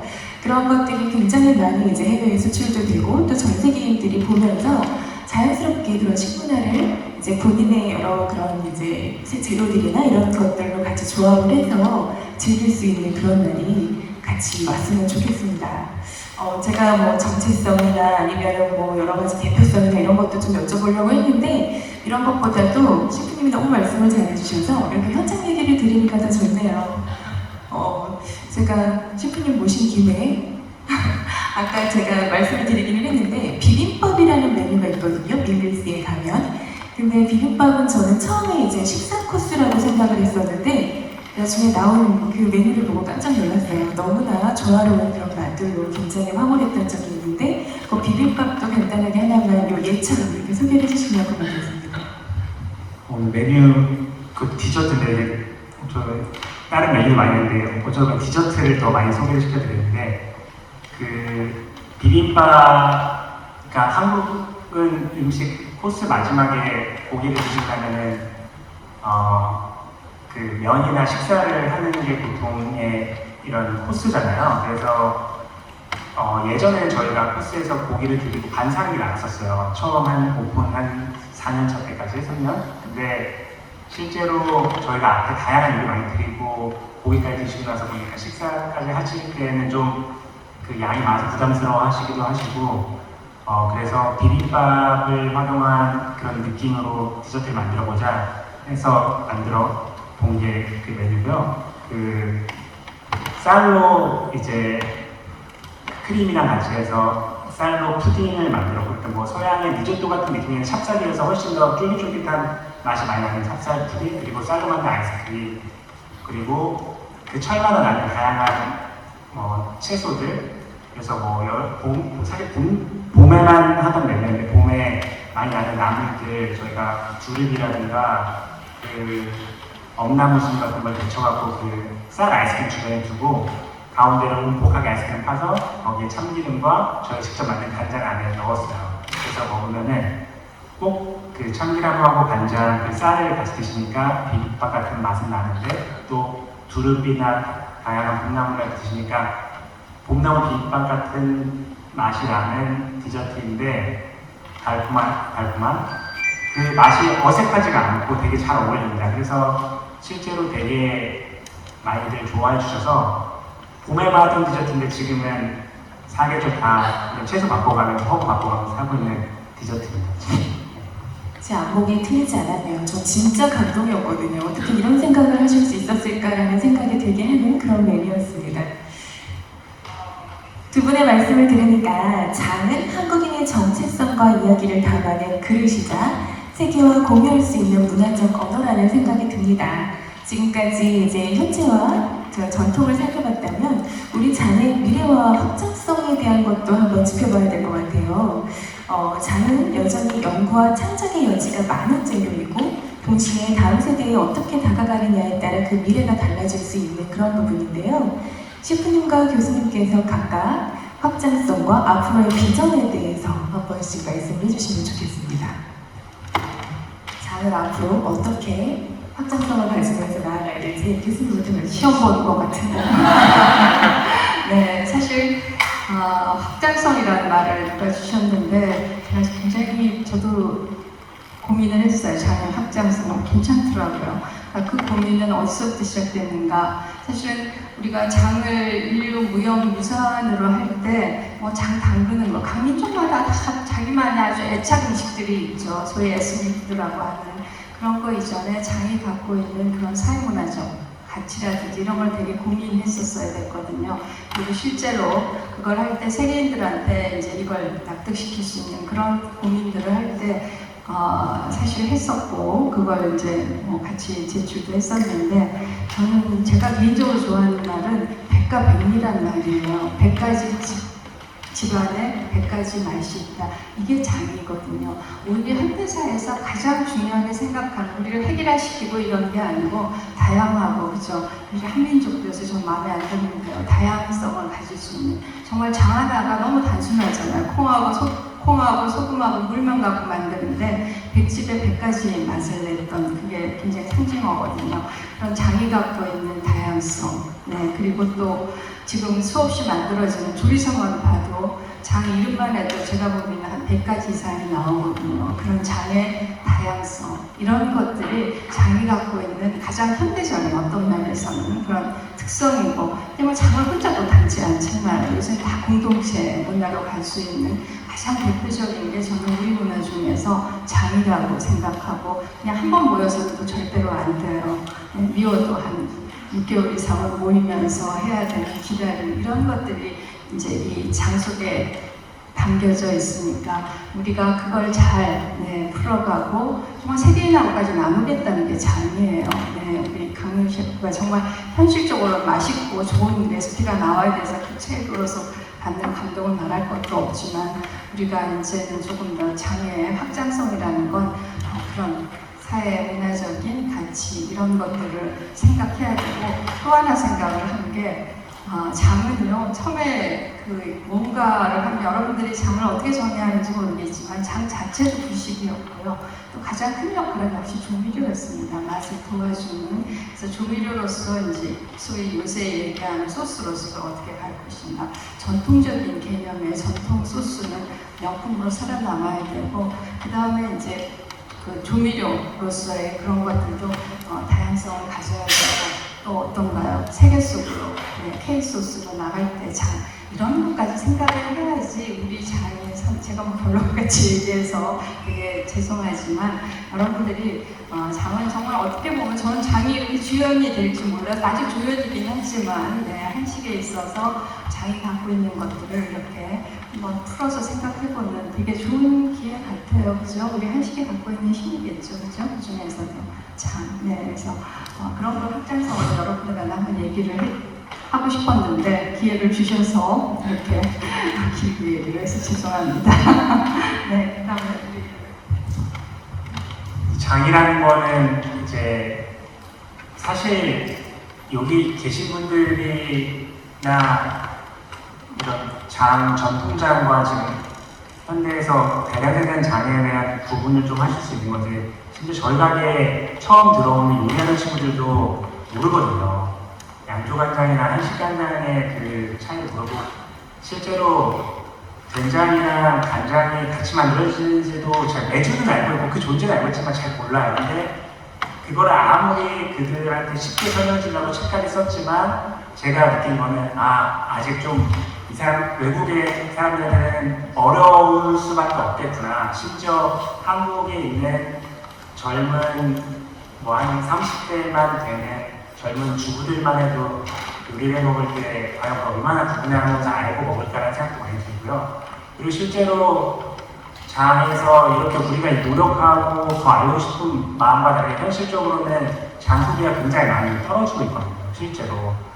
그러면은 우리가 이거를 장을 많이 알리고 소비시킬 수 있으려면은 어떤 방법이 있을까? 뭐 장 레시피를 많이 소개를 하고 이런 것도 있을 수 있겠지만 2차로 가공되는 수수료들로 나아가는 게 되게 중요한 방법이라고 생각하거든요. 실제로 그렇게 됐을 때 소비가 더 많을 수 있고, 불닭소스 그렇게 인기 많다고 하는데 제가 알기로는 거기에는 장이 안 들어가요.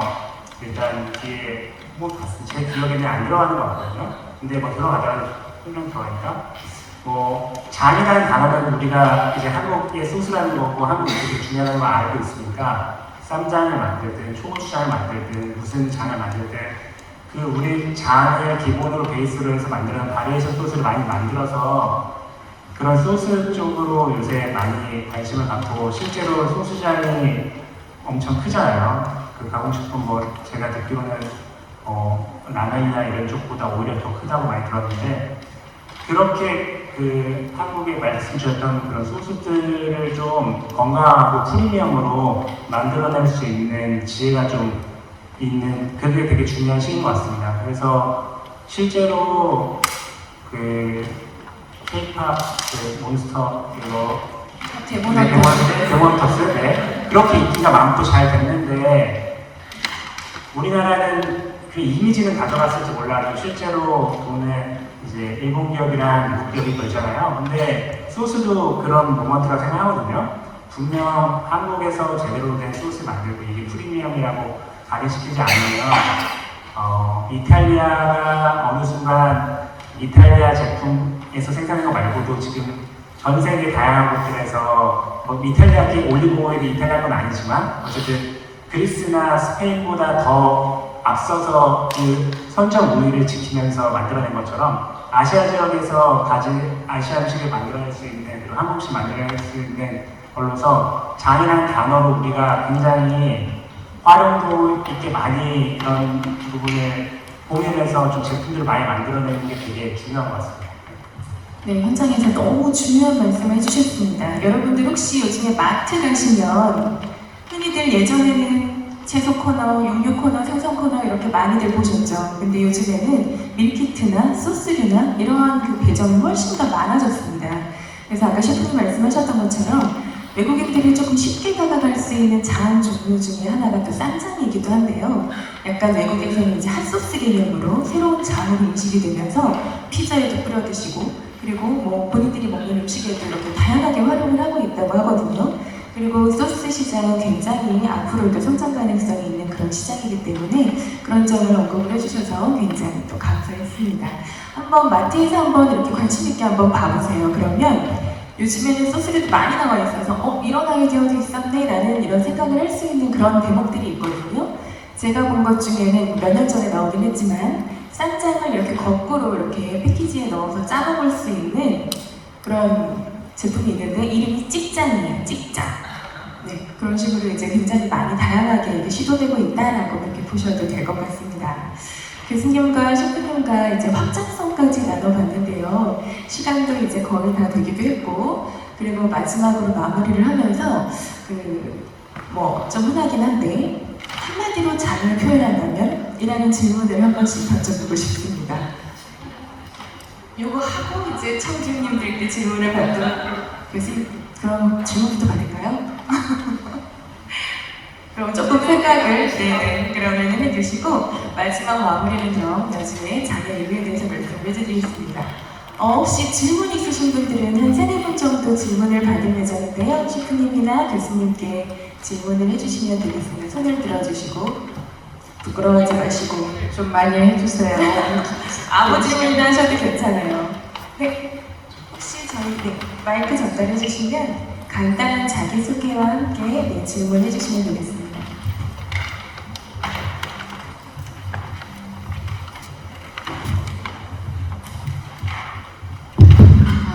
네, 안녕하세요. 저는 전라남도 진도에서 올라왔고요. 어라도로 강민규 셰프님하고 이제 인연은 조금 멀게 있네요. 근데 아까 장모님 하면 떠오르는 음식이 있었잖아요. 배추 된장국. 근데 아까 책머리에 제 얼핏 보니까 4분의 어머님에 대한 언급이 있으시더라고요. 그래서 다른 3분의 어머니 하면 떠오르는 음식들 또 있으시면 한번 말씀해 주시면 감사하겠습니다. 거의 이제 저희 책 처음에 4분의 어머니라고 적어둔 부분이 이제 저희 어머니 그리고 장모님 그리고 저한테 한식 알려주셨던 조은숙 셰프님과 정관 스님에 대한 내용이고요. 각각 분들께 음식이 그냥 그분들께 음식을 배웠던 해주셨던 음식을 먹었던 기억이 많이 있어서 그분과 이렇게 생각해서 어떤 음식을 까먹으진 않고요. 지금 말씀해서 어랑 저희가 메뉴에 있을 때 한식 간장, 전통 간장 발라서 이제 소금 대신에 해주셨어요. 그때 훨씬 더 맛있고 감칠맛 있어갖고 열심히 잘 썼었는데 지금 이제 어랑이 메뉴에서 빠져서 안 쓰고 있긴 한데 맛있는 어랑 만들어서 감사합니다.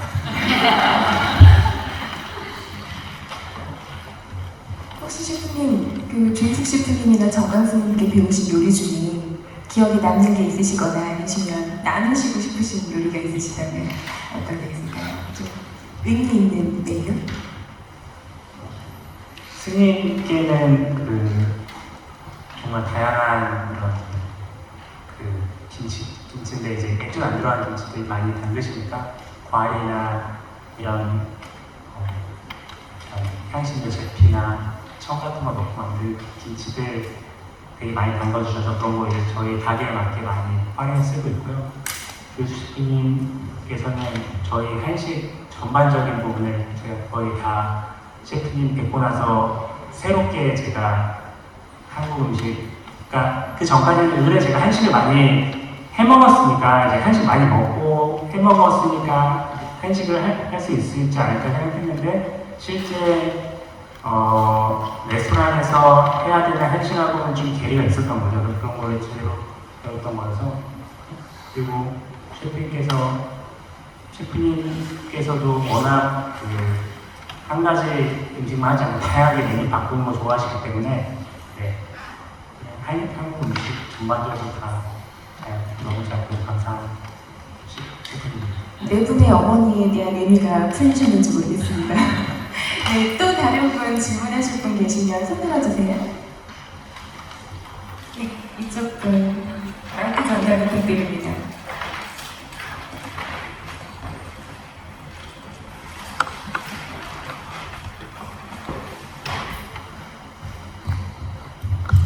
안녕하세요. 저는 지금 이제 한국을 방문하는 외국인들한테 한국 요리를 가르치는 현장에서 일을 지금 하기 시작했는데요. 제가 듣고 싶은 질문 두 가지가 있는데, 제일 첫 번째는 한국 요리를 한국 음식을 처음 접하는 외국인들한테 한식 요리 한 가지만 소개를 해야 된다고 하면 두 분께서는 어떤 요리를 좀 추천하시고 싶으신지. 그 다음은 짧은 이제 고민하게 된 거라서 일을 하고 있는 중인데, 가장 많이 하는 질문 중 하나가 피코맨 간장이랑 이제 한국 간장 어떤 차이가 있는지 그런 것들을 많이 묻거든요. 저희 이제 재료라든지 이런 부분에 대해서 얘기를 하고 있는데, 제가 그때 요리 어떤 역할이라든지 요리 활용 면에서도 좀 차이가 있을 것 같은데, 이런 부분에 팁을 좀 주실 수 있는지. 제가 결국에는 그들한테 하고 싶은 말은 꼭 이게 한국 간장이 한국 요리에 어울리기 때문에 간장을 써 이런 부분보다 이런 강점이 좀 있어, 이런 부분을 좀 어필하고 싶은데, 이럴 때 어떤 이야기를 해주면 좋을지 두 가지.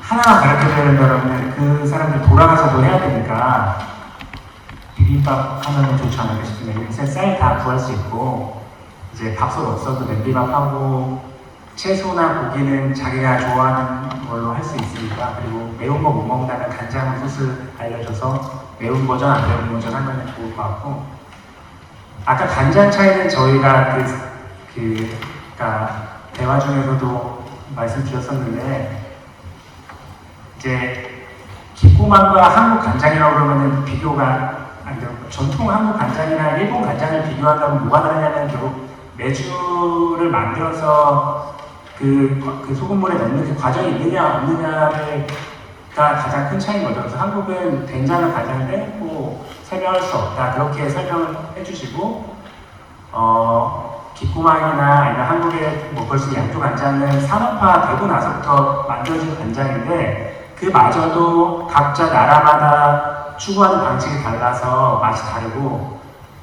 기꼬망이 한국 간장보다 조금 더 단맛이 많이 있고 좀 밀 베이스로 만들다 보니까 그런 면이 있는 것 같다. 그래서 나는 한국 음식을 할 때는 한국의 간장을 써서 하는 거를 추천한다, 이렇게 말씀하시면 될 것 같습니다. 저한테 많이 그렇게 물어보는데 저도 그렇게 대답할 것 같아요. 네. 근데 어쨌든 전통 한국 음식, 한국 간장은 어떤 차이가 있는지 그것부터 말씀 주시는 게 중요할 것 같아요. 메주라는 존재와 왜 우리가 그래서 전통 간장에는 이제 그 된장과 함께 만들어지는 그 부분에 대한 잘 설명을 해주시는 게 중요할 것 같습니다. 제가 뭐 더 덧붙이면 뭐 다 말씀해 주셨는데요. 정관수님 말씀하셨잖아요. 제가 정관수님한테 저도 장 배우러 갔더니 일본 분들이 10년째 보고 계시더라고요. 그래서 제가 그분한테 물어봤을 때 일본 장하고 한국 장은 뭐가 다르냐? 네, 조금 알고 있긴 했지만, 그러니까 일본 장은 거의 지금 그 입국에 의해서 만들어지는 장이고, 우리같이 정말 자연 조건에서 만들어지는 장은 거의 사라졌기 때문에 그분들이 오시는 이유는 다 음식계 종사하시는 분이었는데요. 한국의 그런 자연 조건에서 아무것도 하지 않고, 그죠? 소금하고 물하고. 그러니까 사실은 일본장은 한국에서 간 장이에요. 말장이 간 건데 그들은 그들 방식대로 하고 산업화를 거치면서 거의 전통장의 체계는 무너진 거죠. 그래서 거의 콩알 국에 의해서 그렇게 만드는 게 진짜로 그렇게 전통장으로 하면 일본에는 없냐 그랬더니 거의 없다고. 그래서 배우러 온다고 10년째 배우러 오시더라고요. 그래서 그때 굉장히 감동 먹었거든요. 근데 우리는 아직은, 우리는 딱 그 기꾸만 간장은 우리 양조간장하고 상당히 비슷한 거죠. 그 기꾸만 간장, 그들은 또 우리한테 일제 강점기에 그 법을 가르쳐줬다. 음식은 교류하는 거거든요. 그게 무슨 그런 대상이 아니라 저는 그렇게 왔고, 우리는 정말 훌륭하게 우리식으로 만드는 소위 그 전통 간장 시스템을 아직도 훌륭하게 지켜가고 있는 거죠.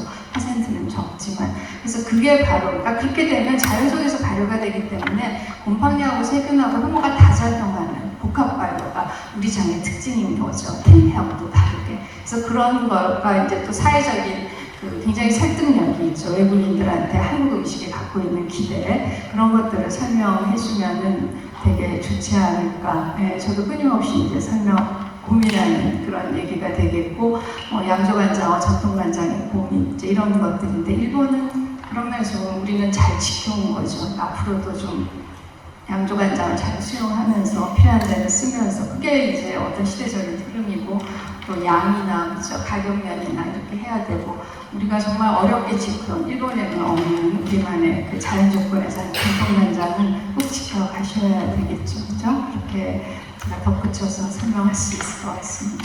네. 직접 가르치고 계시나 봐요. 네. 네. 오늘 토크쇼를 하는데 좀 되게 표정들을 보니까 여기서 보니까 다 보여요. 아는 분도 많고 좀 많이 질문을 해주시면 훨씬 더 좋을 것 같아요. 질문 시간을 많이 배정해 있습니다. 다 하셔도 됩니다. 간장 그 말씀드려도 제가 더 생각나는데 저희 책에도 적혀 있는데 아무래도 기꼬마가 양조간장을 비교한다고 하는 것보다 한국 전통 간장에 대한 얘기를 해주셔서 매주 얘기도 하면서 다양한 균으로 만들기 때문에 다양한 맛이 나고, 그거를 그 사람들이 어떻게 쉽게 이해할 수 있냐면은 와인하고 비교하면 될 수 있는 부분이 있는 것 같아요. 정확하진 않더라도 이제 와인은 만드는 환경, 때가 되게 중요하고, 어쨌거나 인간이 만들긴 하지만 인간이 컨트롤할 수 없는 영역의 것이 있거든요. 그래서 그 부분에 대한 거, 그렇기 때문에 항상 맛이 변화하면서 살아 움직이는 그런 맛이 있다. 그런 한국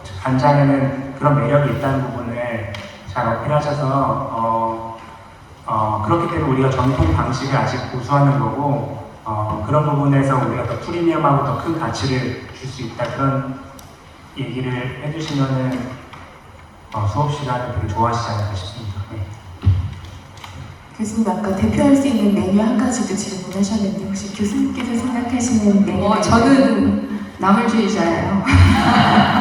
네, 지금 전 세계 제일 핫 이슈가 채소 많이 먹자인데, 채소를 그렇게 매력적으로 그런 조리법을 갖고 있는 그 양념이 바로 장이거든요. 장의 핵심이고, 전 나물이라고 생각하고요. 나물만 먹으면 또 안 되니까 나물을 다 모아서 한 일품요리로 가장 보편적으로 얘기를 하는 것 같아요. 그 비빔밥이 이제 채식 비빔밥이 아니라면 그야말로 우리가 고기도 또 한 고기 하잖아요. 그죠? 고기도 들어가고 한식을 가장 잘 설명할 수 있고, 한식에 담겨있는 어우러짐이라든지 동식품의 조화라든지, 그리고 나물의 핵심이 되고, 그러면서 되게 일맥상통하게 하나만 하라면 그걸 추천드리고 싶어요. 하고 계시겠지만, 그렇죠?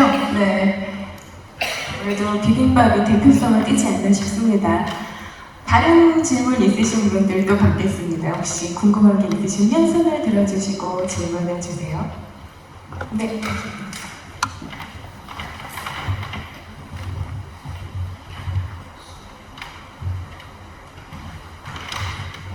네, 안녕하세요. 저는 충북에서 농업을 배우다가 대학교에서는 채소가 품고 있는 이야기를 잘 알려주신 분께서 휴학을 가고 식문화를 공부하고 있는 학생입니다. 지역마다 기후와 지형이 달라지면서 지역과 학교에 따라 해석 발효 기준이 지각히 다른 이야기를 품게 되는 걸로 알고 있습니다. 제가 여쭙고 싶은 부분은 이러한 차이가 각 지역의 간장, 된장, 고추장에 어떤 영향을 미치는지에 대해 궁금합니다. 어떤 분께 질문을 하시는 걸까요? 강민구 셰프님. 두 분 다 셰프님과 교수님 두 분. 네. 장에 있는 때로라는 말씀을 하신 것 같습니다. 네, 지역에 따라서 어떻게 다른지에 대한 질문을 주셨는데요. 셰프님부터 먼저 말씀 주시면 될까요? 이거는 어떤 분들은 지역에 큰 상관이 없다 말하시는 분들도 계시기도 한 것 같아요. 근데 일단 제가 각 지역마다 방문한 결과 저의 그 느낌은 어쨌거나 그 목포에 있는 곳에서 콩을 다 받아오시고 또 우리 그러니까 거기서 사는 그 환경과 그 성향이라는 게 있잖아요. 그리고 그렇기 때문에 그리고 거기에서만 있는 자연 조건들 그런 걸로 봤을 때 저는 지역마다 차이가 있을 것 같고 아무래도 그 제주도 갔을 때는 제주 지역은 더 푸른 콩 써서 만드시는 분도 계셨고 또 저희가 충청도 갔을 때는 충청도 그 지역에서만 나는 걸로 콩 만드셨고 또 소금도 각자 그 가까운 데서 하시거나 아니면 본인이 원래 하셨던 곳들에서 소싱하시고 그 지역에서 오랫동안 만들고 그렇기 때문에 그 지역의 맛이 담길 거라 생각하거든요. 그리고 와인만큼 포도의 종류가 다르고 또 포도를 블렌딩하고 또 그런 과정은 없기 때문에 때로라는 부분이 존재는 하고 있지만 그 역할은 그 만드는 분 그 자연환경보다 만드는 분의 역할이 조금 더 저는 포션이 큰 게 장인 것 같아요. 그분의 성향이나 그분이 만드는 방식이 그리고 재료 선정, 재료가 굉장히 심플하기 때문에 하지만 때로라는 부분은 분명히 존재한다고 생각합니다. 전통장에서는. 네, 사실 중요한 개념이요. 지역별로 향토 음식 얘기 많이 하잖아요. 근데 사실은 이제 조선시대는 팔도 음식이라고 상당히 그게 중요하게 얘기가 됐었거든요. 장도 마찬가지예요. 장도 비슷한 거지만 경상도의 시금장, 강원도의 막장 이런 식으로 우리가 얘기하는 이제 그 6개월 이상 걸려서 만든 그런 장 외에 별미장의 그런 개념으로 각 지역별로 그런 장들이 분명히 있었고 지금도 있다는 거죠. 근데 이 산업화라든지 이런 거에서 많이 또 깨지는 것도 사실이죠. 지금 우리가 어떻게 할 것인가. 저는 그 토종 콩을 우리가 지금 다시 부활시키고 있잖아요. 그런 식으로 기존에 내려오던 그 지역의 장들은 분명히 다 존재하고 있고 그건 아까도 말씀드렸지만 발효는 우리는 복합 발효를 보기 때문에 그야말로 사람이 관여하지 않는 신의 선물이라고 하거든요. 막 잘하려고 되지 않고 어느 집은 어떤 장이 좋고 물이 좋고 그게 내려오지만 그게 사실은 되게 과학적인 근거도 있는 얘기예요. 그러니까 지금 우리가 할 수 있는 거는 그런 전통 속에서 상당히 또 어떻게 보면 안타깝게 많이 또 사라졌지만 또 그 지역에 그런 토종콩을 개발하는 그런 분들도 계시고 그래서 다시 그런 것들을 살려내는 그래서 한국에 왔을 때 그죠? 네, 청여 오면 이제 보편적인 걸 보지만 그 다음에는 어떤 지역에 가서 보고 싶어 하잖아요. 그럴 때 가장 핵심적인 걸로 그 지역에 내려오던 전통이 분명히 있었으니까 그런 것들을 찾는 노력 그리고 발효에 대한 이해, 발효는 어떤 그 조건을 지정하지 않은 전통장이라는 그런 것들이 이제 우리의 중요한 그런 자산으로 유산으로 살아남아야 되지 않을까 저는 그렇게 말씀을 드리고 싶어요. 네. 감사합니다. 네, 충분한 답변이 되셨는지 모르겠습니다. 네, 지역별로 온기라든지 이런 부분도 굉장히 차이가 많잖아요. 분명히 때로하나 지역성이 존재는 하지만 복합적이기 때문에 다양한 면에서 살펴봐야 될 것 같다는 생각이 듭니다. 마지막으로 질문 한 분만 더 받겠습니다. 번쩍 손을 드시고 질문해 주시면 답변할게요. 예, 교수님.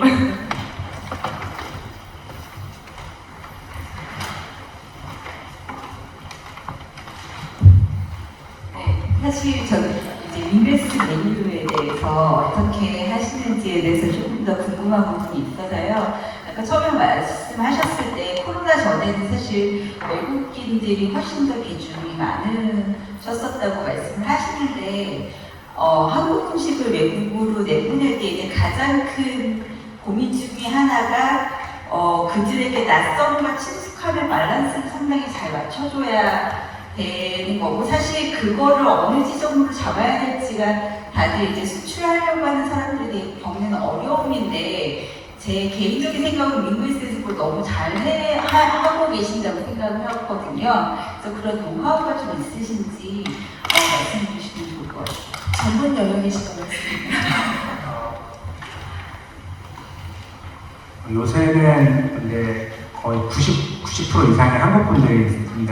스님이. 그래서 이해하기 조금 전보다 어려워져서 그런 이제 클릭으로 많이 하잖아요, 요새는. 그러니까 한국 분들이 좀 젊은 분들이 그게 좀 빠르셔서 외국인이 많이 못 오시긴 하는데요. 저희가 이제 해외 결국에는 이제 저희가 홍콩에도 레스토랑이 있고 파리에는 이제 컨설팅하는 곳이긴 하지만 이렇게 레스토랑이 있어요. 근데 결국에 그리고 윙글스가 있고 각각 레스토랑마다 메뉴가 조금씩 다르고 컨셉이 다르거든요. 시장에 맞게끔 메뉴를 만들고 컨셉을 만들어야 되는 것 같아요. 그러니까 결국에는 그 밸런스를 맞추는 거는 손님들이 어느 정도 한국 음식에 대한 이해도가 있느냐가 되게 중요한 것 같거든요.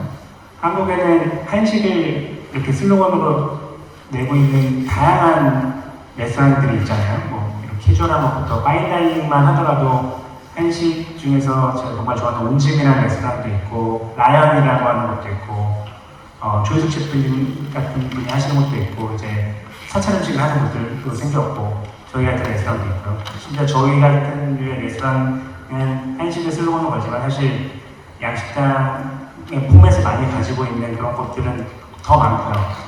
근데 결국에는 그곳에 방문하시는 손님들이 한식에 대한 지식이 어느 정도 가지고 있는지에 따라서 그분들이 어떻게 느끼느냐의 차이가 있는 것 같아요. 근데 저희 레스토랑 같은 경우는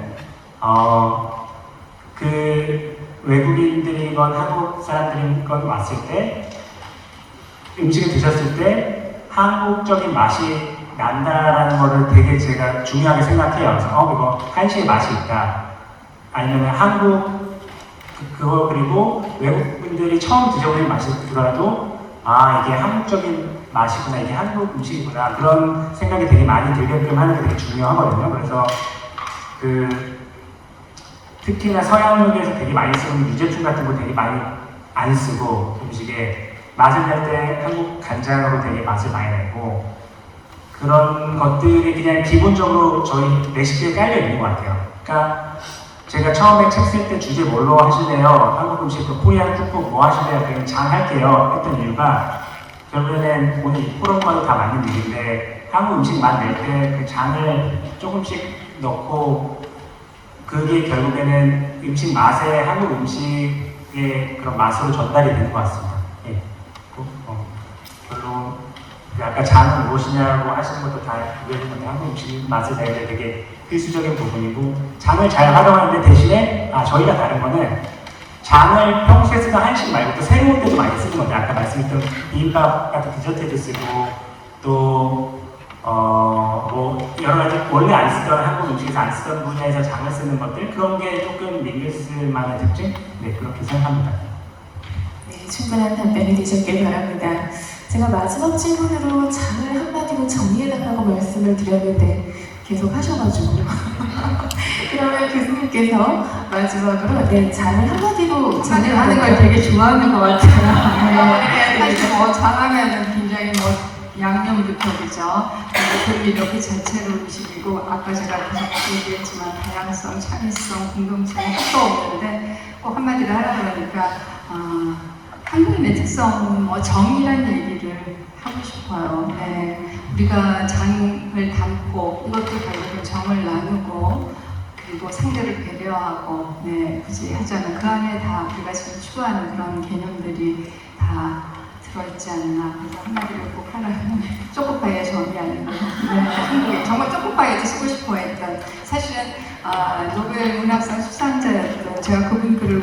읽었는데 이대 방문 교수로 와 계셨는데요. 그분한테 한국인의 정체성이 뭐냐 그랬더니 정의라고 그러더라고요.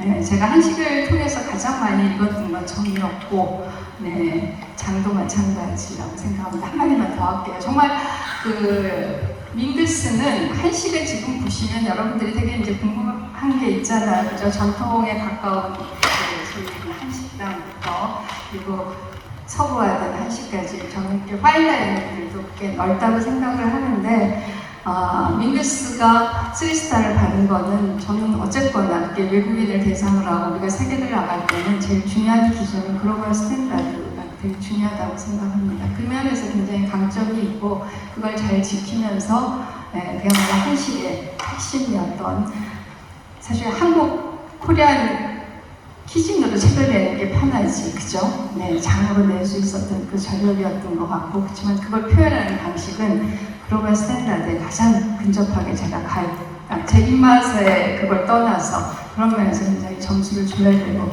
우리가 끊임없이 노력해야 되는 점이 아닐까 그렇게 마무리까지 해야 될 것 같아서 얘기를 드리겠습니다. 네, 네, 장은 정이다라고 말씀 주셨습니다. 네. 질문이 하나가 더 있다고 하십니다. 김홍렬 교수님께서 질문 주시려고 하신 것 같은데요. 네. 죄송합니다. 제가 허리가 긴 길이 항상 하루 때문에 고통을거든요. 그래서 제가 수업 참을 거저 불성실해서 죄송합니다. 허리 치료는 안 받으니까 그래서 자꾸 왔다고 해서 마스크를 다 들었습니다. 죄송합니다. 좀 전에 우리 교수님, 선생님께서 질문하신 거에 대해서 제가 우리 교육적 셰프님께 추가라서 한번 여쭤보고 싶은데 아마 이전에 말씀하셨을 수도 있을 것 같은데 우리 한식 또는 우리 전통 식품을 패키징하고 이런 상품이나 이런 것들을 해외에 진출할 때 우리가 두 가지 방향에서 항상 고민을 하거든요. 선생님들 그 말씀이신 것 같은데 하나는 이제 오리지널리티를 추구해서 가는 것 같고 그 다음에 현지에 있는 고객들의 성향, 니즈나 원서에 맞추어서 좀 변화시키는 거 하고 일종의 필요하다랄까 그런 거에 대해서 항상 고민을 하게 되는데 우리 셰프님께서 지금 뉴욕이나 원고나 말씀하시는 건데 시도하실 때 셰프님은 어떤 방향성을 추구하시는지 하고 그 다음에 그런 것이 우리가 이제 세계화라는 관점에서 어떤 포인트에 좀 집중하는 것이 좋다고 생각하시는지 좀 여쭤보고 싶습니다. 중요한 부분이다 보니까 계속 반복돼서 질문이 나오는 것 같습니다. 네, 셰프님 말씀 주시죠.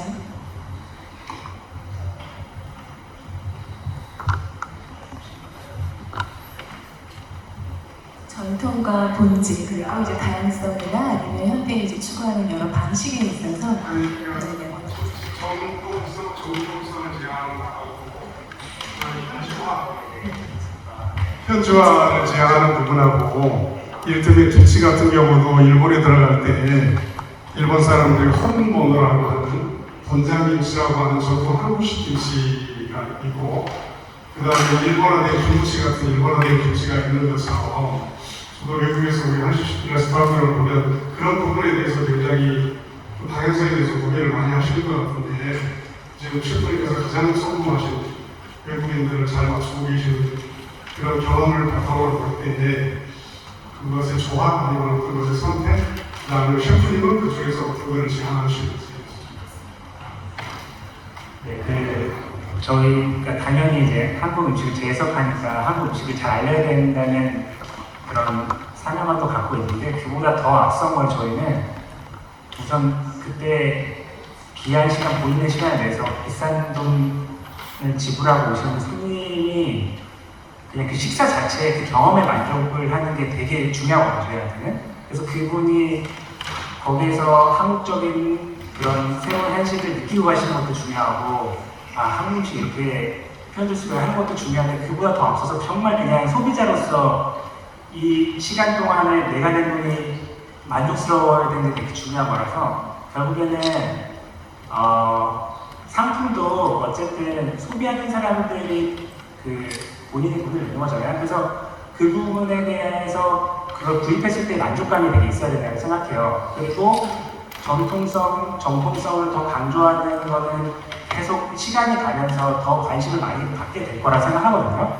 그래서 제가 생각할 때는 지금 되게 관심을 많이 받고 있는 이때에 많이 팔릴 수 있는 그런 상품들이 있다면 그걸 바탕으로 관심을 많이 갖고 조금씩 더 이제 우리 식문화에서 뭐 어떤 부분이 되게 중요한지 더 깊게 가고 싶어질 테니까 그런 상품군을 계속 늘려나가면 될 것 같습니다. 근데 이게 진짜 전통이고 저런 거는 요새나 만드는 거야 이런 거 말고 이게 진짜 한국 음식에 되게 이게 진짜 한식이야 이거야라고 하기에는 지금 세상이 되게 많이 빠르게 변했잖아요. 그래서 우선 그 소비자들한테 끌려가는 상품은 아니지만 소비자들보다 반발자고 한 발자국 앞설 수 있는 상품을 해서 그들도 이해는 할 수 있지만 이게 이런 한식이 있었구나 하는 정도의 지점으로 너무 빠르게 나가기보다는 한 발짝 앞서는 정도의 음식들, 상품들 그런 것들이 좀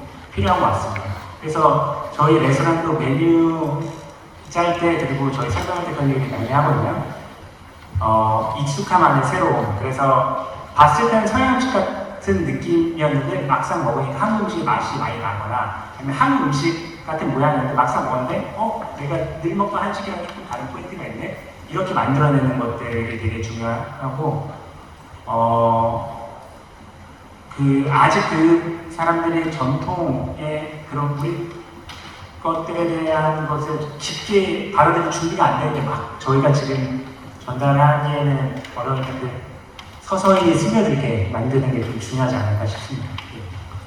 셰프님이 그 역할을 정말 적절하게 잘하고 계시다는 생각이 드는데요. 저도 예전에 셰프님 인터뷰에서 읽은 적이 있는데 아까 말씀하신 것처럼 익숙함 속의 새로움. 그래서 외국인이나 한국인이나 둘 다 새로운 경험에 대한 거를 이제 추구를 하신다. 그렇게 이제 인터뷰지에서 한번 읽었던 그런 기억이 있습니다. 오늘 청중 Q&A를 마지막으로 해서 마무리 토크를 해야 될 것 같은데요.